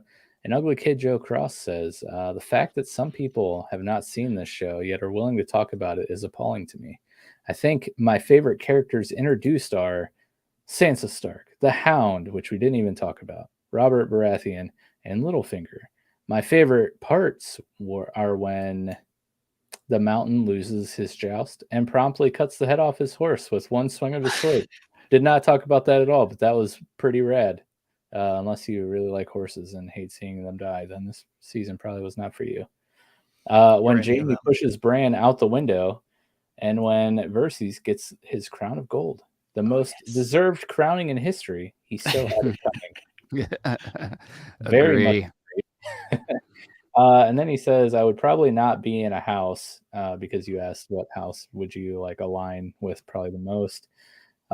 He said, but he would most likely be like Littlefinger and just be loyal to myself at the chance for greatness. Well said, Joe. You're fired from the stream team, but well said. Yeah. I'm not, not quite. I have a lot of rethinking to do about you as a person, I think. But yeah, there's a lot we didn't cover. real quickly in our defense, a lot of these characters we didn't cover in season 1 are going to become more abundant for us to cover in later seasons. So, what house would you be a part of, Chad? Stark. Nick? Lannister. Dirty Nick. Mike? I thought you only have a brother, right? I'm Tywin, bro. Tywin, yeah. It's a good house to pick. That's a good house to pick. The richest. It's a proper house until the youngest children here. They kind of right. I mean, even Tyrion's pretty sweet. I mean, yeah, they have some redeeming qualities. Tyrion's cool. Cool. Don't just focus on the incest, Mike. Come on. It's hard not to. It's very not a great character quality. Oh, just wait. Man, I want to say Stark for obvious reasons, but I kind of want to just be a part of the Night Watch because they seem pretty rad. Yeah, it's a good choice too. Very. But yeah, so when we have next week is a different themed episode, but the following week will be Game of Thrones season 2, correct? Yep. So episode 92 Thursdays from now. We'll be recapping and basically doing the same thing here for season 2. It's on Sunday. Sunday. It is. Yeah. Oh, it's on a Sunday. That's right. Shoehorning it in there. Make sure you join the Discord or follow us on social media, etc. The most important way to really know when our episodes are going live would be to subscribe and hit the notification bell here on YouTube. So you'll be notified as soon as we go live.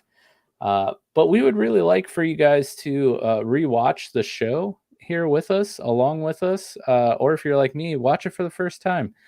If you haven't seen it yet, you have, almost 2 weeks to watch 2 seasons. I think that's doable.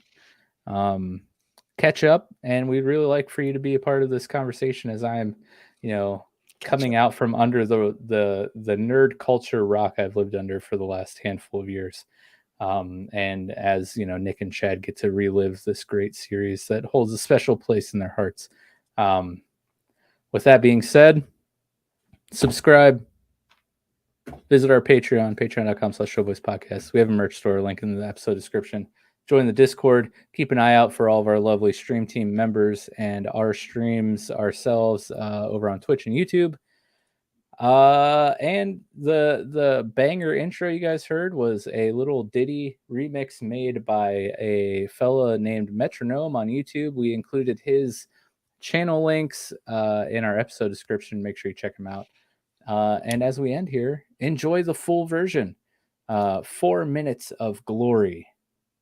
We will see you guys next week. Goodbye.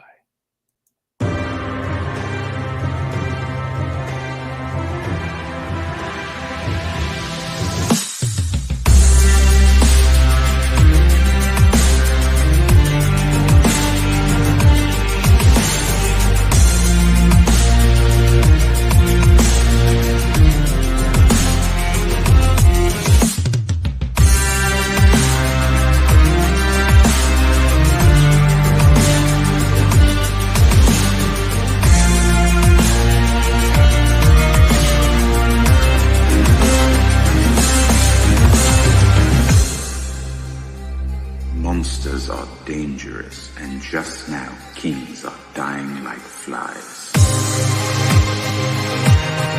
I am the king!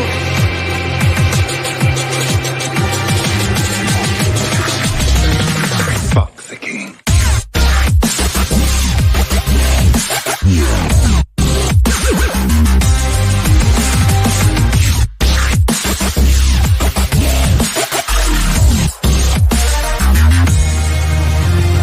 Knowledge is power.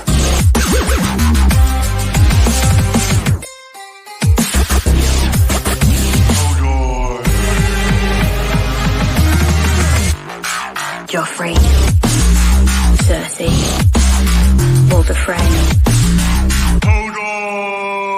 Benjen, Tywin Lannister,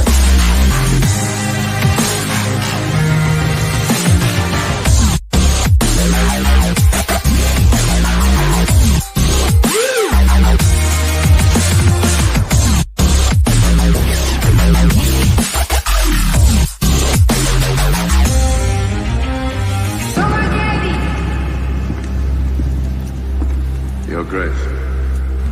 Grandfather, tell me about the Targaryen girl and her dragons.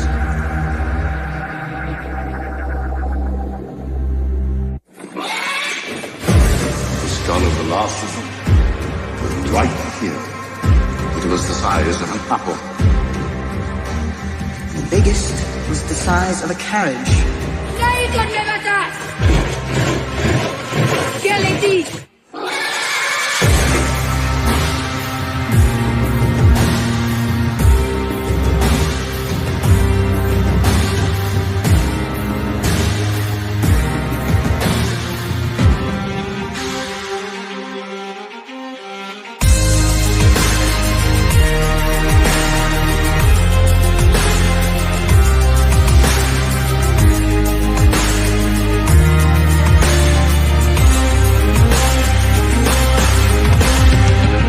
When you play the Game of Thrones, you win or you die.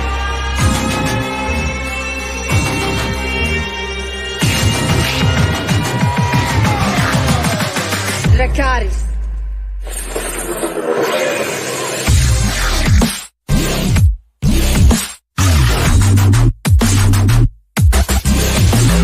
Afraid of a dead horse?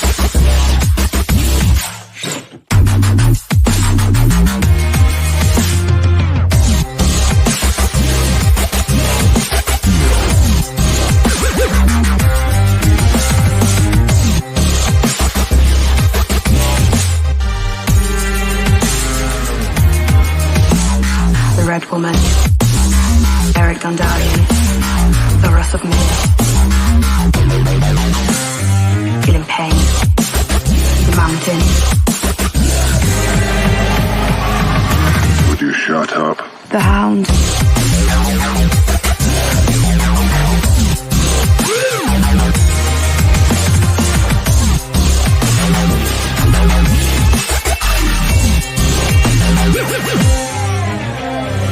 And now their watch is ended.